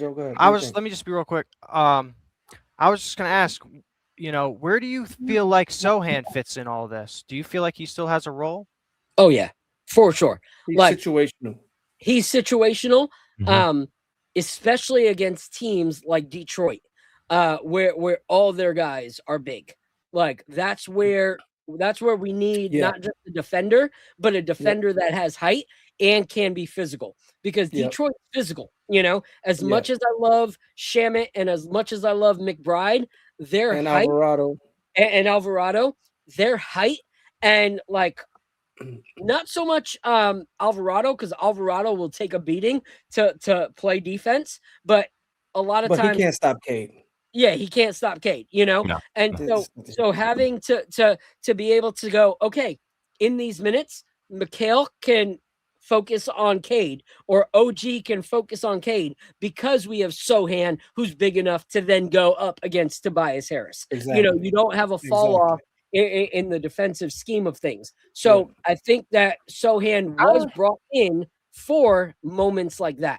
Like he was brought in for the Pistons. He was brought in for the Cavaliers when they have Mobley and Allen both on the court, and we don't have the double big going on at that moment. I think those are the reasons that we brought him in. So yes, he's situational, but he's definitely like incremental, because if we do play teams like OKC and San Antonio in the Spurs, we need someone that's got some height that can be physical, because even in moments of, let's say, Cat having a hard time guarding Wembanyama, okay, we still need defense, but we don't want fouls happening to our main guys that we need in the fourth quarter. Sohan can go out there and be defensive and physical. He gets a foul, so be it. Like, he's not playing in the fourth quarter, so be it. It matters that Mitch and Cat are there in the fourth quarter, so Sohan is situational in games like that. What I was going to say is I think Mike Brown has done a good job of experimenting this year with a lot of different lineups. I think he's doing, in these last stretch of games, he's been doing a good job of giving guys a day off, right? Like giving Josh Hart a day off, making sure like guys, when we go into the playoffs, guys are healthy and 100%, as close to 100% as possible, and ready to go for this stretch, right? What I want to see, and maybe I haven't been paying enough attention to this, and this will be my challenge to you, Apollo and Phil, as we move, and even you too, Joe, as we go through the rest of these games, is I want to see him try. I want to see him try different starting lineups, but even if he doesn't do the starting lineups, right, I want to see him try, like, for instance, like Clarkson with the starters. He doesn't have to start, but like something, right? Like pay attention, like if he's putting Clarkson with the starters in the third quarter or something like that. You know what I mean? I want to see him try those different things, because those are the things that could show up in the playoffs. And I don't know that I've seen him doing that. Like, I think his focus in these last stretch of games that we've seen has been giving guys a day off, right? But not so much tinkering with lineups and stuff. So I want to see him do a little bit more of that in these last like 13 or whatever games we have left. That's what I'm looking for. First, the Sixers. I don't know if you guys noticed. I mean, I always like to kind of watch and just see if I could pick on something just to bring it up for spark conversation. Yeah. But after the Sixers series, I saw Maxey go up to Sohan and just give him a lot of respect. Like I see Sohan get a lot of respect from some of these top players in the league. And I'm just thinking to myself, like, why do all these top players like give Sohan all this? Like they just respect him. Like they ask him, like, oh, like why didn't you play? He's like, oh, I don't know. Like Maxey asked him why he didn't play versus him, like why he sat. And Sohan just kind of puts his hands up in the air. My question to the panel is, do we have more in Sohan than we know? Is Sohan actually a legit piece that we can use? So here's the thing about Sohan. I think the reason Sohan gets so much respect is because the type of player he is not this era's NBA. Okay. And yet he's still the highest quality that you can look for in a player is someone that's ready in and out of season. You know, like whether they're getting a ton of minutes or if they're being pulled in for 2 minutes, you know, of crucial time. The fact that he's going to give you the same production, whether you like played him all game or if you play him for 2 minutes that he's needed, he's going to have that same thing. Like he's going to be able to fall completely in line. He doesn't need to find rhythm. He doesn't need to, oh, you haven't played him, so he wasn't productive. Like he's not that kind of guy. His skill sets that he does in excellence can come in at any time and help your team with what they need. And I think that that's respectable for people. You look at with San Antonio. San Antonio went a complete different direction than when they drafted him. So he wasn't even playing. You know, he was getting peas.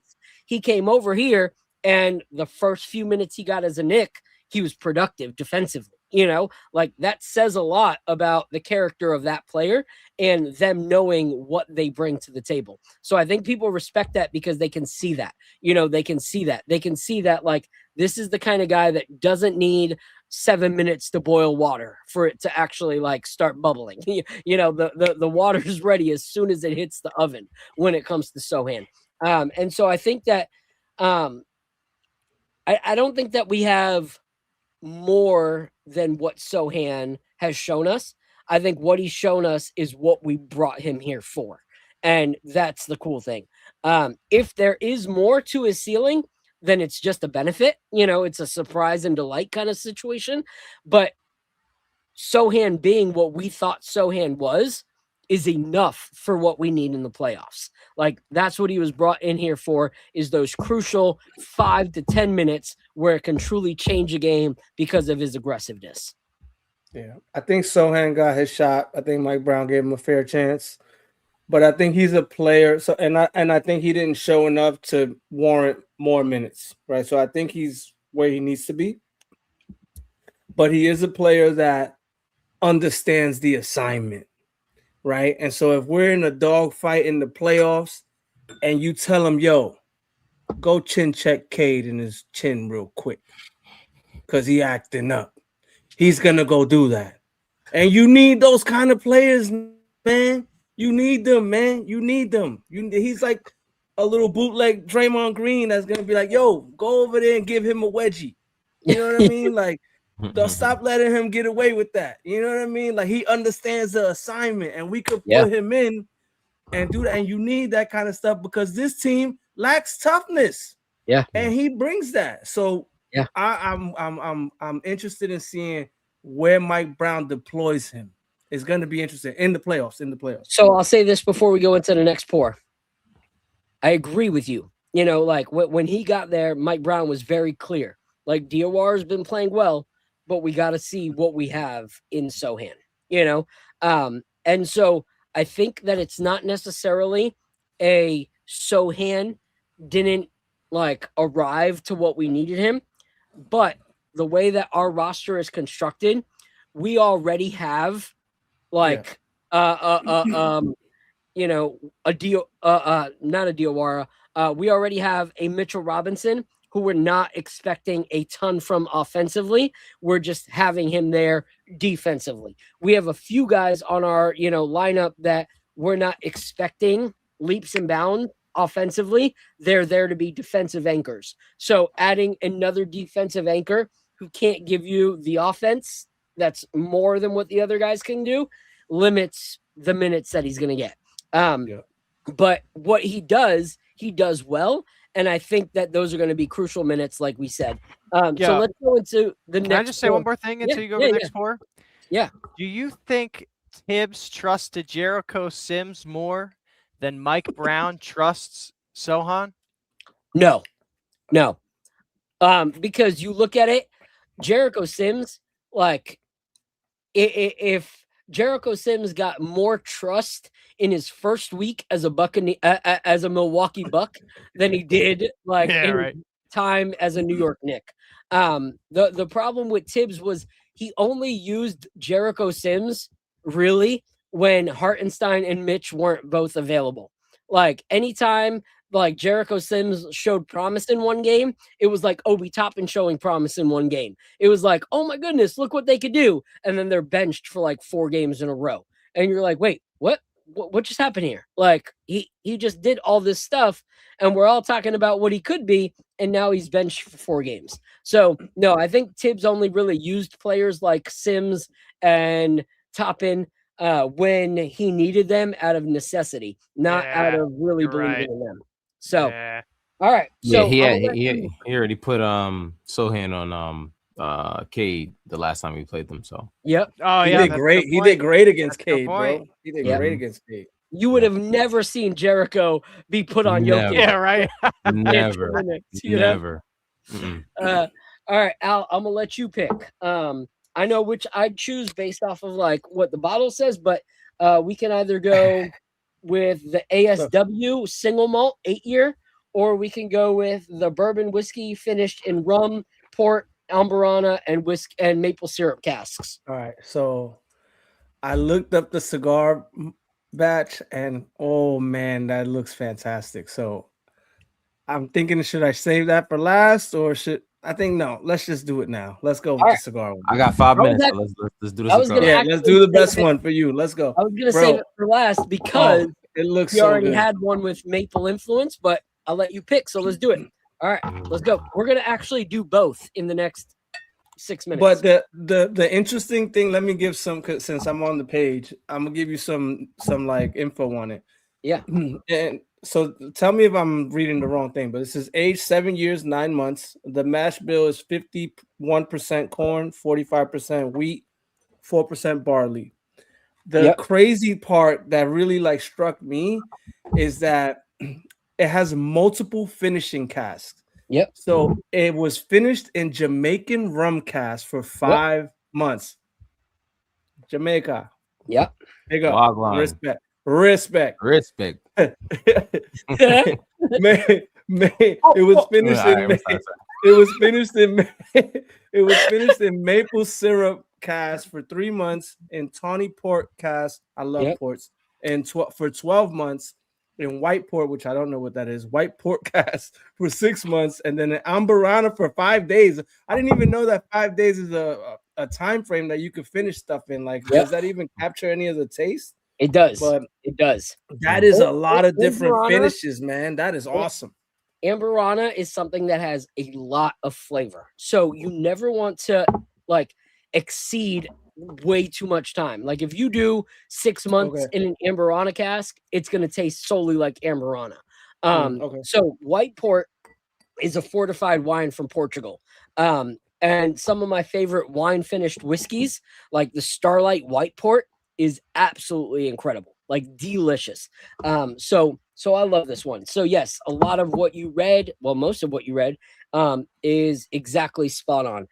This is their batch 25, cask strength, rum, port, maple, Amberana, influenced barrel, and it's absolutely delicious. So let's go straight into it. The only thing I didn't say is the ABV. I didn't say the ABV. Oh yeah, the ABV on this one is 118. Okay. So straight off the bat, you smell the maple and cinnamon on the nose.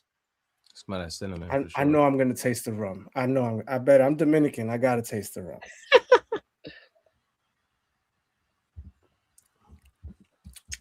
That is So Oh, the good. rum is there. The rum and the port, so good. Yep. Oh, this is done amazing. This is well done. This is Yeah. my favorite pour of the night. This is my favorite pour of the night. Incredible. Incredible.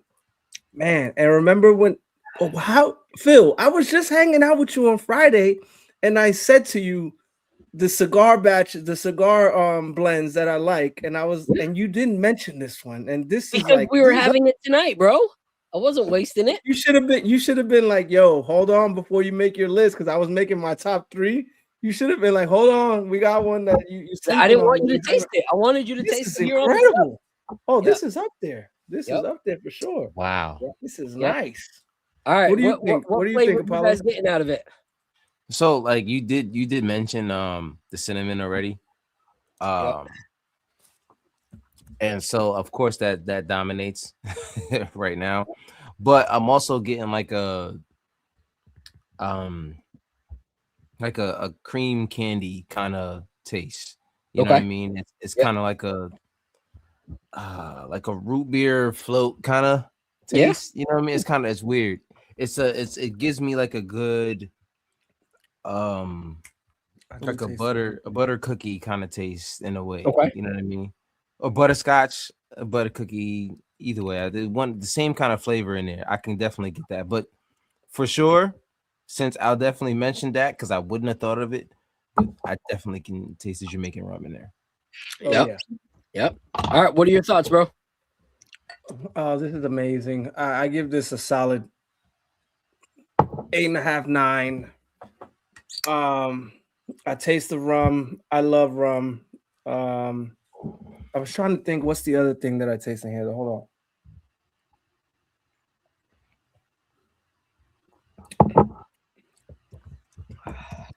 on. I think all these ASWs have a lot of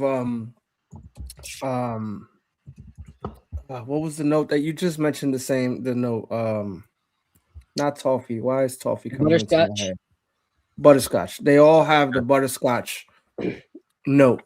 It's like different distilleries have different notes. Like for me, every time I taste something from Buffalo Trace, I taste a lot of grape. Every time you taste something from like Jack Daniels, you usually get a lot of banana bread, right? Banana.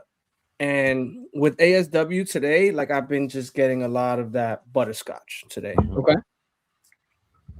All right. So for me, I get that cinnamon. I get, the maple, the rum. But a huge thing I'm getting is blackberry, like mixed in all that blackberries. Wow. Like blackberry jam, like is, so take a sip of it and just think of blackberries. Like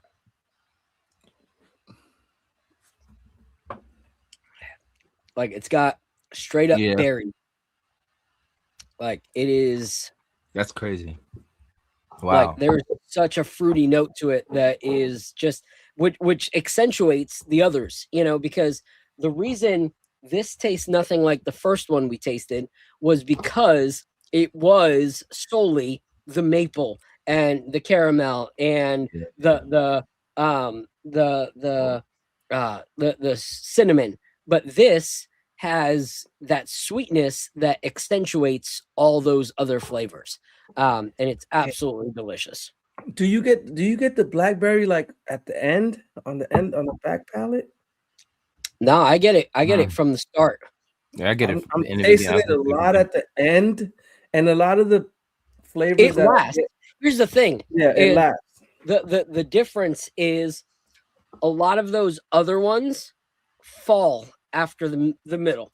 The ones that last is like, so if I was to describe the finish is a maple syrup pancake with blackberries on top. Yes. Those are the two flavors that last. Everything else falls off, but the two that stay in your mouth are blackberries on a maple syrup on a pancake. Like that's the finished product. I think like a mistake that I make like when I'm tasting bourbons is like I'm really attentive to like how it's tasting as I'm starting to taste it, and then I forget about continuing to taste it on the finish because I feel like on the finish I get a lot of different notes that I didn't pick up at the beginning, and once I'm finishing the drink, I just like forget about figuring out and thinking about what I'm tasting. So that's something I gotta like pay more attention to. Yeah. So what I'll say is, just like the Knicks need to play 4 quarters of basketball, you got to take. You got to go through. There's nose, there's palate, and there's finish. You got to start that first quarter, man. Got to watch that first quarter. Because I'm good in the first quarter. I got the opposite of the Knicks problem. The opposite. Here's the thing: you never want to spend good money on a whiskey that, as soon as you taste it, it's gone. Because I've had that. So That's quick bad. that it's like, oh my goodness, like I still have the alcohol taste in my mouth, but I don't have any of the delicious flavors that I tasted. They all or it fell just off. tastes like water at the end. Exactly. It's like, oh, that was watery. That's not good. All right. So before Apollo goes, we're going straight into the next one. Let's go. On to the next. On to the next. I'm gonna Apollo. drink this out. Here's the thing. Al is like straight up pouring the whole sample instead of like portions of the sample. No. I'm not. I'm saving this one now, the cigar one, and I'm gonna drink straight out of this one. I'm doing like an ounce of each, but I gave you each like 2 to 3 ounce samples. Al's just like, I was doing that at first. I think when we first started this, like over a year and a half ago, I was like, "Yeah, goo." Yeah, and I'm like, "Yeah, there's no way I'm gonna get through this segment." Nobody told me today was gonna be turbo time. I didn't know. I didn't know. This is the flight night, Papa. You know it's 4 on a flight night. Oh, Papa. All right. Hey, I'm on paternity leave, so I don't got to work tomorrow. I'm good. I'm good. All right. So this is a congrats, by the way, my guy. Congrats, man. 8-year. Thank you. This is the highest proof that we're going to drink tonight. This is 132 proof. All right. All right. On the single malt? I didn't expect that on the single malt. All right. So I'm not gonna lie. I used to drink Bacardi 151 a lot, so I can't really complain. But that was literally just a flame that I was drinking. So wait, I have questions. I have questions about this. Tastes like booty and fire. All right. Yo, Phil, I have so many questions. Are single malts typically this high proof? They can be. Yeah, they definitely can be. Yep. Right, let's check it out. All right.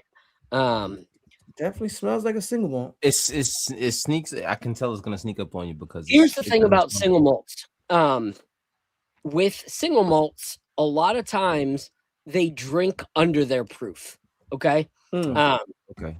So, like a lot of other whiskeys, like if it's a, hazmat, like for anything else, you're just like, oh my goodness, I can taste that. I feel it. Single malts don't really do that, because of all the other kind of like sweetnesses and stuff like that you get from a single malt. Mm-hmm. So I don't think you'll feel it as much. So this is an 8-year. This is actually a bottle that was really special that they sent over to us. It was one that you could only get. I don't think they have it anywhere online. You can only get it if you went to their 9-year anniversary party as a distillery. And so he, sent us over a bottle and was like, hey, I want you guys to be able to enjoy this. So shout out to Wit for that special delivery. All right, let's go straight into it. On the nose, I smell a lot of apple. Yeah, a lot of apple. Smells and I've been tasting apple on all of these pours a little bit. I don't know what's going on with my palate today, but yeah, I've been tasting apple. So I get like apple cinnamon Cheerios with honey on the nose. Definitely a lot of cinnamon on the taste. Oh. All right, let's go for the taste. Oh, I just got like some grape.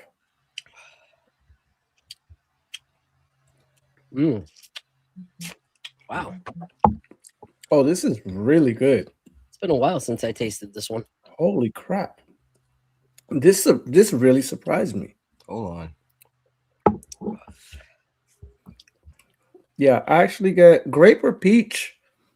Maybe you that's go. that Atlanta, Georgia peach coming through. Getting that stone fruit. Yeah, I was definitely getting a stone Yeah. fruit. Oh yeah, definitely. This is the fruitiest one we've had. Yeah. Yep. Especially And you for gotta, a high 132. That's good. Yeah, it drinks way under that. Yeah, Yeah. that's what I way said. under. You know, like they typically don't drink in a spicy high fruit, a high proof type of vibe. Like if I was to compare single malts to anything, they're similar to Scotch. Scotch usually doesn't have a lot of burn, and Yeah, single that's what. malts Yeah. don't either. So Yo, I'm changing what I said, and I think this is the best pour of the night. This beats Really? to me. This is better than the cigar. Yeah, this is awesome. This is incredible. I really so like this. so what are some of the notes you guys are coming down with?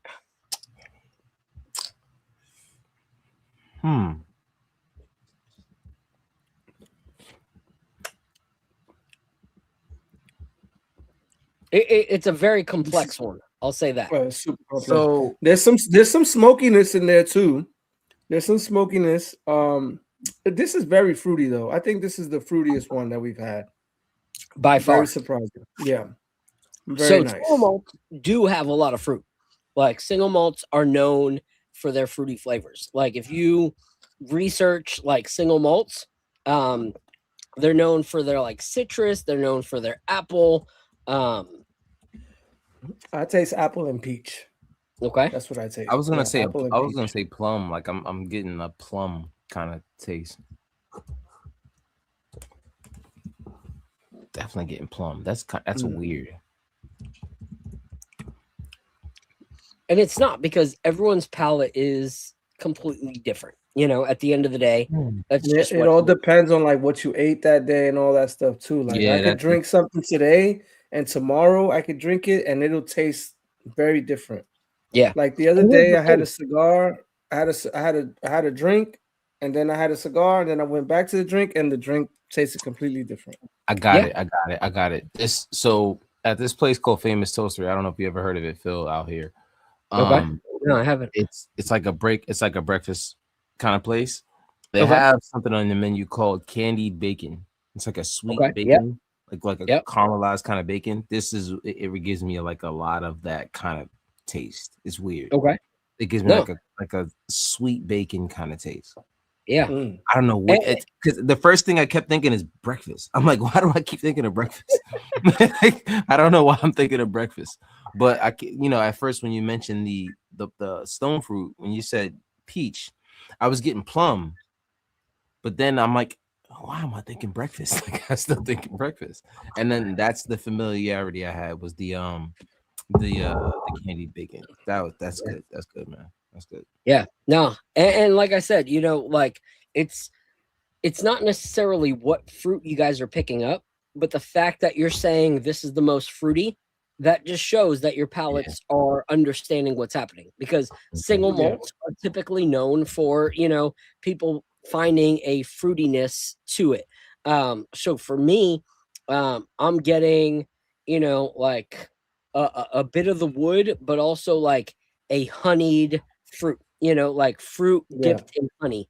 And so me, I love cheese boards, but I love even more so like fruit boards with honey. Like if there's a piece of fruit that I can dip in honey, whether it's an apple or a strawberry or anything, it's always better with honey. So for me, I'm getting fruit that's dipped in honey, and it's just absolutely delicious. Like it's a very and it's crazy because like it's not a super like creamy taste in your mouth. Like it doesn't leave your mouth creamy. It's a little bit dry, but the sweetness is absolutely there, but it's not overpowering, which is absolutely delicious. So I love it. I love it. Been a while since I've been in Famous Toastery. Is that what it's called? So yeah, Famous Toastery. Yeah. So Phil, which one is your favorite of the ones that we drank today? Oh man, it's hard. So for me, I'm going to say that it's going to be a tie between the 8-year and the cigar batch. Like those two, I think would be tied. What's the 8-year? The one that we just had? Yeah, the single malt. Single malt. This single malt is fantastic. Holy crap! I felt like I don't know if sometimes when you have like low expectations for things, like it, makes you appreciate them more. But this was really good. I think this is the best pour we had tonight. Yeah, it's a good one. I think my favorite. I really like the green egg. Yeah, that one's incredible too. The green egg was cool. It's just novel. I really like the green egg, but it might be a tie with the single malt. It might be a tie with the single malt. Yeah, you like the single malt too? I like the single malt for sure. Yeah, for sure. It's very diverse. So before we leave and before we let Apollo leave, like we will close after Apollo goes, but we're gonna like play a little bit of this Apollo song because I gotta hear this. All right. So here we go. This is Appreciate what kind of song is this? Is this like all right? It sounds like it might be like a love song, a love rap song. It's not love. It's more like a family vibe. You know what I mean? Yeah. Okay. It's more explaining the core of like who I am at this version of my life, and instead of just like the earlier version. You know what I mean? The father version. But with bars. Those some bars. Yeah. Nah, I just wanted to know the context. That's good to know. All right, play that. Let's go. All right, here we go. And real quick, first time hearing it. Shout out to my guy Carbon Intellect. Love as always. Always love. Appreciate you so much, man. Like, I've known him since like middle school, yo. That's my guy for sure. Yeah, he's seriously an amazing supporter of what we do, and we can't appreciate it enough. So here we go. This is my guy Apollo Reed. What? Come on, I already did this. It's ridiculous. Sign Pay in. me. Are you serious? I even got to go and like get my code. I need those streams. I need those streams, man. Oh. All right. Boost those streams for Apollo Reed. Here we go. Appreciate you. Yeah.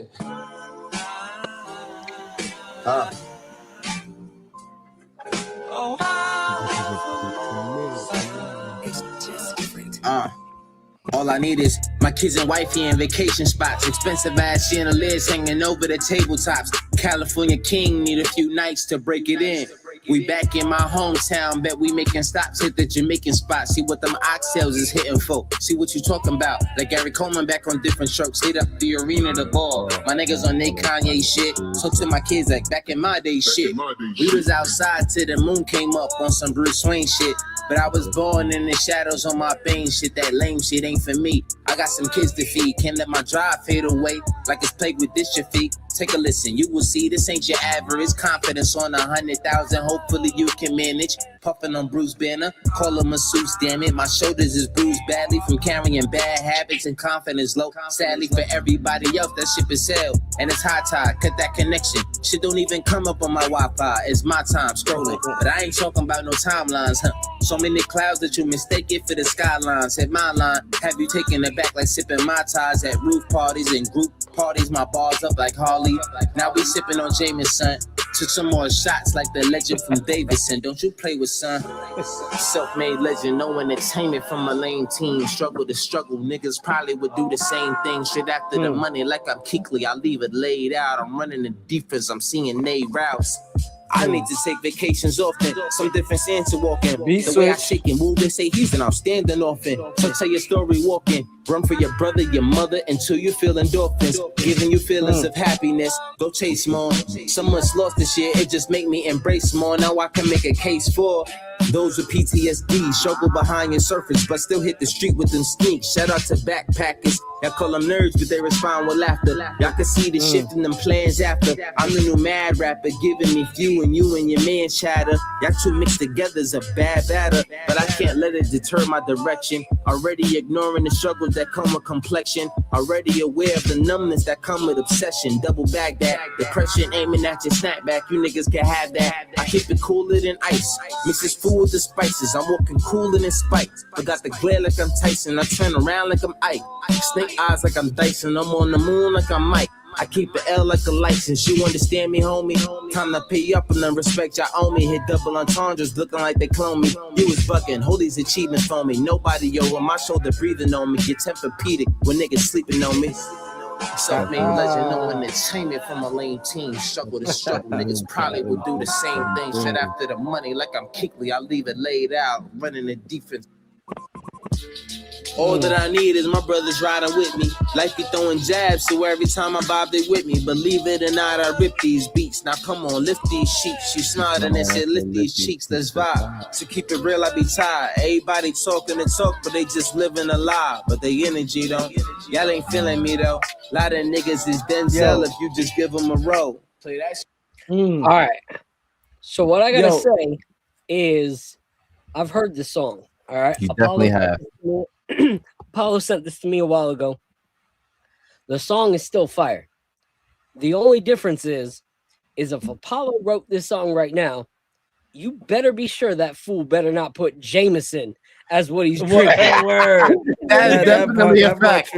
That's definitely a That part fact. That's definitely a fact.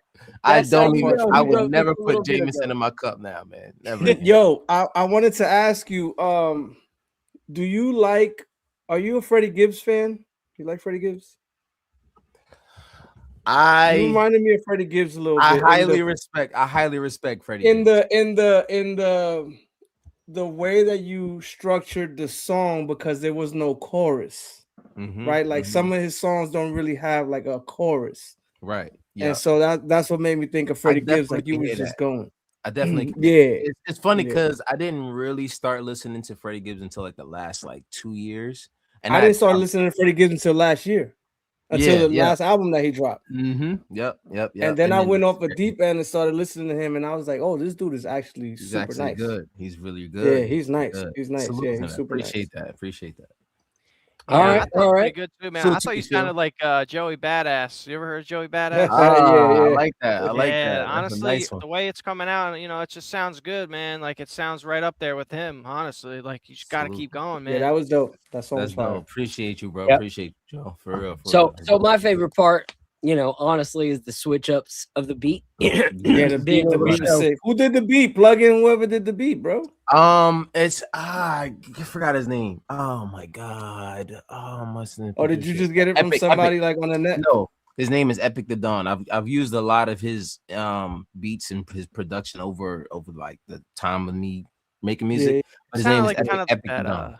That J. Cole beat. You ever hear that? A lot beat. You ever hear that? A lot beat. Yeah. The background, it kind of reminded me of that a little bit. Yeah. So I like the names y'all bringing up today. I like the names you guys are bringing up. One of my favorite nights was the first time me and Apollo, we had been doing shows together. We had been, he had been on my show. I had been on his, but we finally connected in person, and we hung out at a cigar spot. We had a cigar, we had some drinks, and then we went into my car and we just played music, like music of mine, music of his. And we just spent probably more time in the car listening to each other's music than we did like in the cigar bar.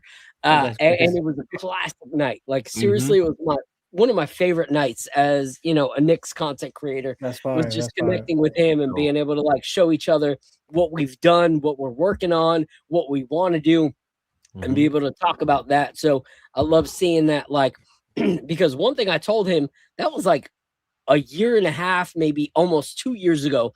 And I was like, bro, why are you sleeping on these? Like, at least my stuff is just that I haven't recorded it. Like it's all written, but it's recorded.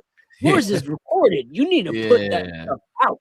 And I'm pretty sure I heard this song then. So, for me, it's exciting to see Apollo actually like putting his stuff out on other platforms for people to see and be able to like just showcase his love for his family and what he's doing there. Listen, Because at the end of the day, that's what fuels all of us is, listen, we love the Knicks, but our family comes first. we went through as a hip hop enthusiast, because I used to manage a hip hop artist, my boy Mr. Crisis.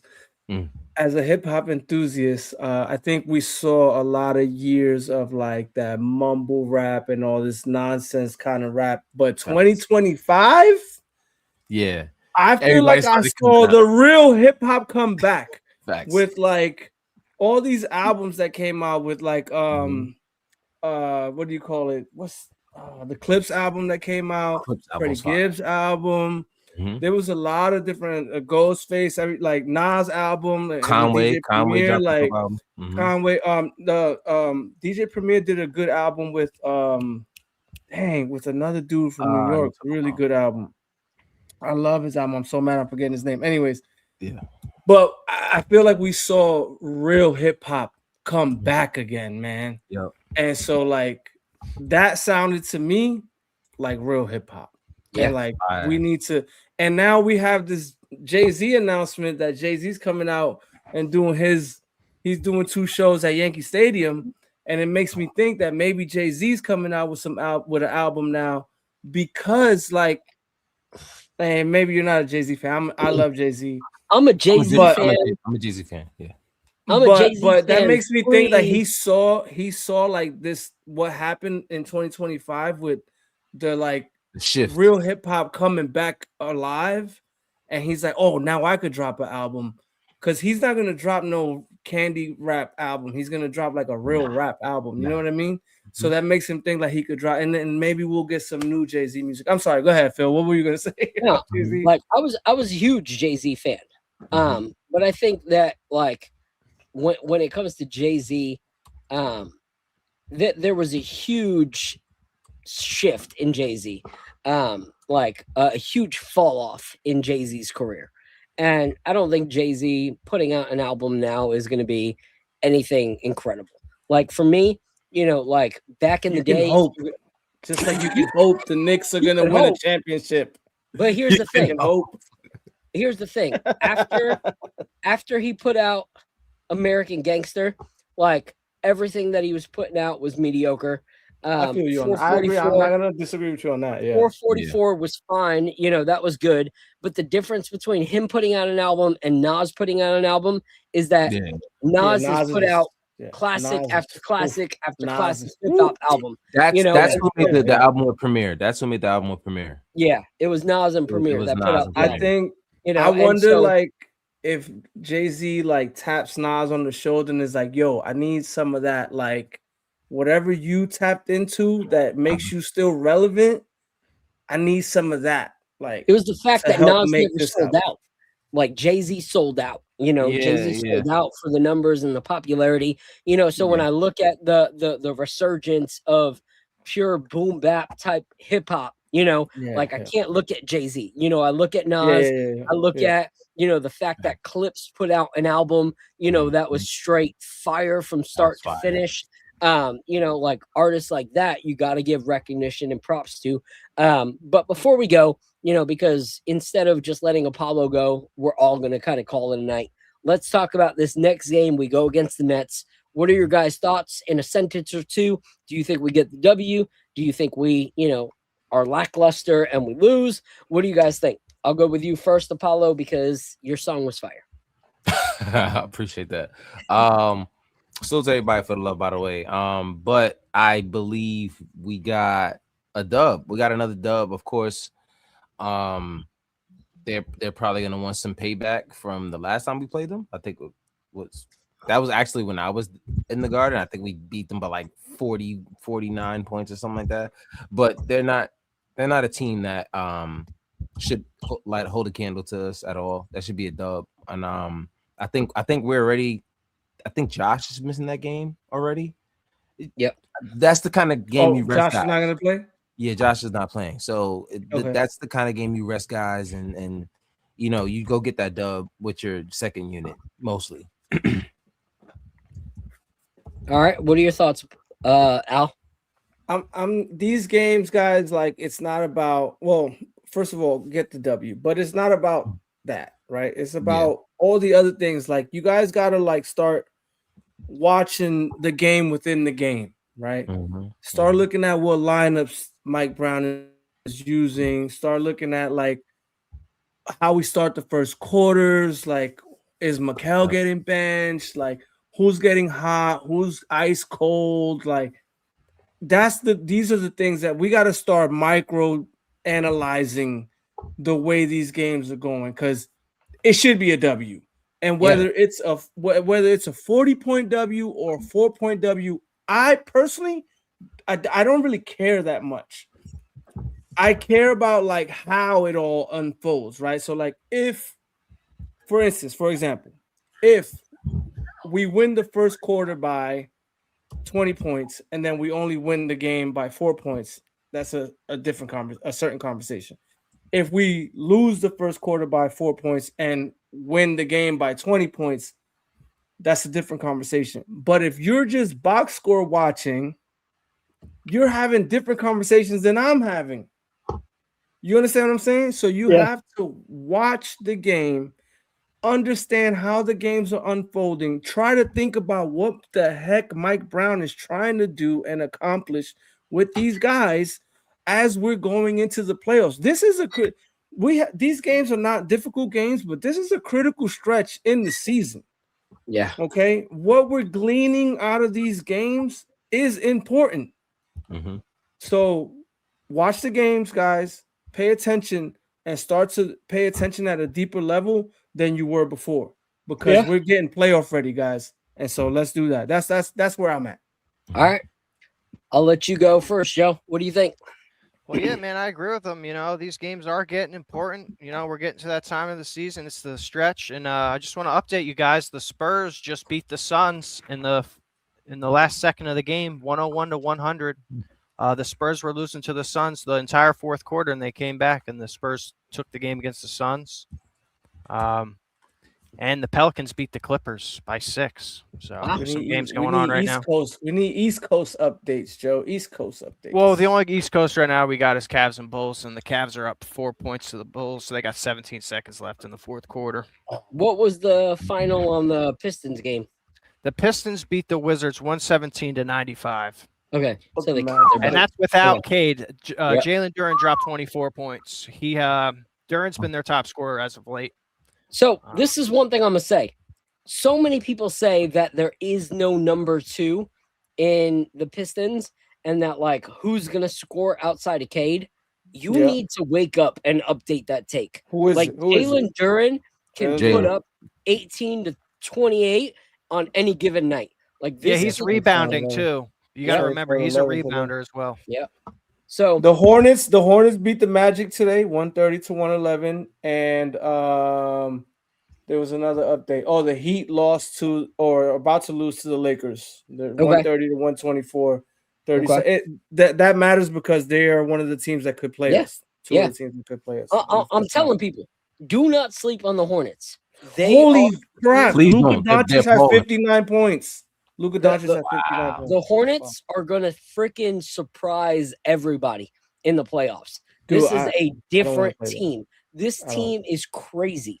Like, I want them to play Detroit. I want them to play Detroit. So do I. Remember they got into that big brawl? Yep. They'll either surprisingly win as the underdogs, or they'll exhaust the hell out of Detroit before we play them, which is, I think they want Detroit. They want Detroit because of that little beef. They definitely want Detroit. Yeah. And I want Brandon Miller. I said it last week. I'll say it again. I might have to say it every week. You can things to get Brandon Miller on his Knicks. You can pack up Mikal Bridges with the quickness to get Brandon Miller. Like, Brandon Miller is so good, bro. Oh, I will head to New York myself, and I will Uber drive Mikal Bridges to the airport. Like, I will drive him to Charlotte to pick up Brandon Miller. I'm in Charlotte. I'll go pick up Brandon Miller and take him to New York. Exactly. Yes. So the Knicks nightcap got you covered, Leon Rose. You know, let's make that trade. All right. So shout out to everybody that was in the chat tonight. Shout out to ASW's Distillery for partnering with us and being part of this amazing episode Yeah, and sending these amazing bottles. I posted the link in the chat for everybody to be able to check them out. Shout out to Joe for joining us for most of the thanks episode. for having me, man. I appreciate it. Amazing contribution to tonight's episode. We appreciate you. You are welcome. Seriously, anytime you want to come. Shout out to Joe. I'll take you up on that, man. I'm always available. So you know, whenever you're having the show, pull up, bro. Pull up. Anytime, pull up. If you want, grab a camera. Come on up. You're welcome anytime. I might even bring my own whiskeys with me. See, do the little taste. Grab a Tulador more. Whatever. What is it called? Tulador. Hey, Joe, I'm gonna tell you, where you at, Joe? Atlantic City. All right. So AC. Honestly, like if there is an episode you want to come and like hang with us, I'll try to make sure that we get you the samples before the episode so you can actually join with like us. I said, I'm always available. So I don't know when you're going on or whatever. Yeah, but I appreciate that, man. Thursday. Thank you so much for having them. And, you're welcome. Do me a favor. Drop me a message on Twitter or on Instagram, and we'll actually work it out to get you some of those samples for an upcoming episode. All right, man. So I personally, if after 13 games of us beating the Nets, we lose, I don't freaking know what I'm gonna do. Like, I'll lose my mind. Like, seriously, like if we lose to a Claxton Porter team while we're fully healthy, I'll lose my mind. Well, what's our streak right now? How many games have we beaten them in a row? Isn't it like 12 or 13? 13. Yeah. Isn't it good sometimes to get that slap in the face before you go into the playoffs? I don't know. That kind of stuff. Here's the thing, but I don't get too worked up about it. So this is what I see. When I see games like this where we are the guaranteed winner, this is when I explore new things. This is when I try out different lineups. This is when I say, hey, JB, you don't have to play 35 minutes. We're going to play so-and-so more minutes. Like, all this is the kind of game that you explore because we're used to spanking them anyway. Well, that exploration might lead to a loss. And that's fine. So you got to live with that. But you didn't say that. If we explore, I'm fine with it. You said you would be mad? Oh, okay. All right. If we explore. But if we play all of our starters the same way we do every night and we lose, then that's pathetic. Yeah, okay. That's similar to us barely beating the Warriors. I'd like to see some Dadier minutes for this game. Exactly. To be honest. So this is the game that I want to see Dadier. I want to see more Clarkson. I want to see Diawara. I want to see Shamit. I want to see Sohan. I want to see those guys figure out what their actual role in the playoffs will be. I agree. That's what I want to see. Shout out Huck Porty. Coming game. Yep. Even put Huck Porty in there because here's the thing: is Mitch is playing more minutes, but at the end of the day, we don't know how many minutes he's going to play in the playoffs. And if we can at least bolster up Huck Porty, we're like he's good for 8 minutes. Cool. Yeah. Let's get him to that point. Let's guarantee that 8 minutes of Huck Porty is not going to be a fall off. So these are the kind of games that we need to utilize coming into the playoffs. So shout out to everybody. What happened? I said Huck Porty. I was a real big fan, but his IQ starts to scare me sometimes. And he fell off. He's a rookie though. Like last year to this year is just like what happened in my opinion. Kind of weird. Yeah, it's definitely. I hopefully he can turn it around though. Hopefully he can get some. I hope so. Like honestly, if we can get 8 good minutes out of him in a game for the playoffs, that's all we really need so that Mitch and Kat can be at their highest potential for the rest of the game. But thank you all so much. Those that are in the chat, those that have rocked with us, those who are chatting with us. We appreciate you guys. We will be back next Wednesday because we have a game Thursday. So we'll be back next Wednesday. And I'm excited because the brand that we are rocking with is River Roots, and they are a very exclusive, limited, single barrel type of, brand. And it's going to be 4 amazing whiskey pours as well. And so I'm looking forward to it. So thank you all for being part of what we're doing. Shout out to my guy Apollo. Shout out to my guy Al. Shout out to my guy Joe for joining us. We truly appreciate you guys. God bless. And if you did drink and you watched the show, please drink responsibly. Do not get behind the wheel. Do not be foolish. Do not be stupid.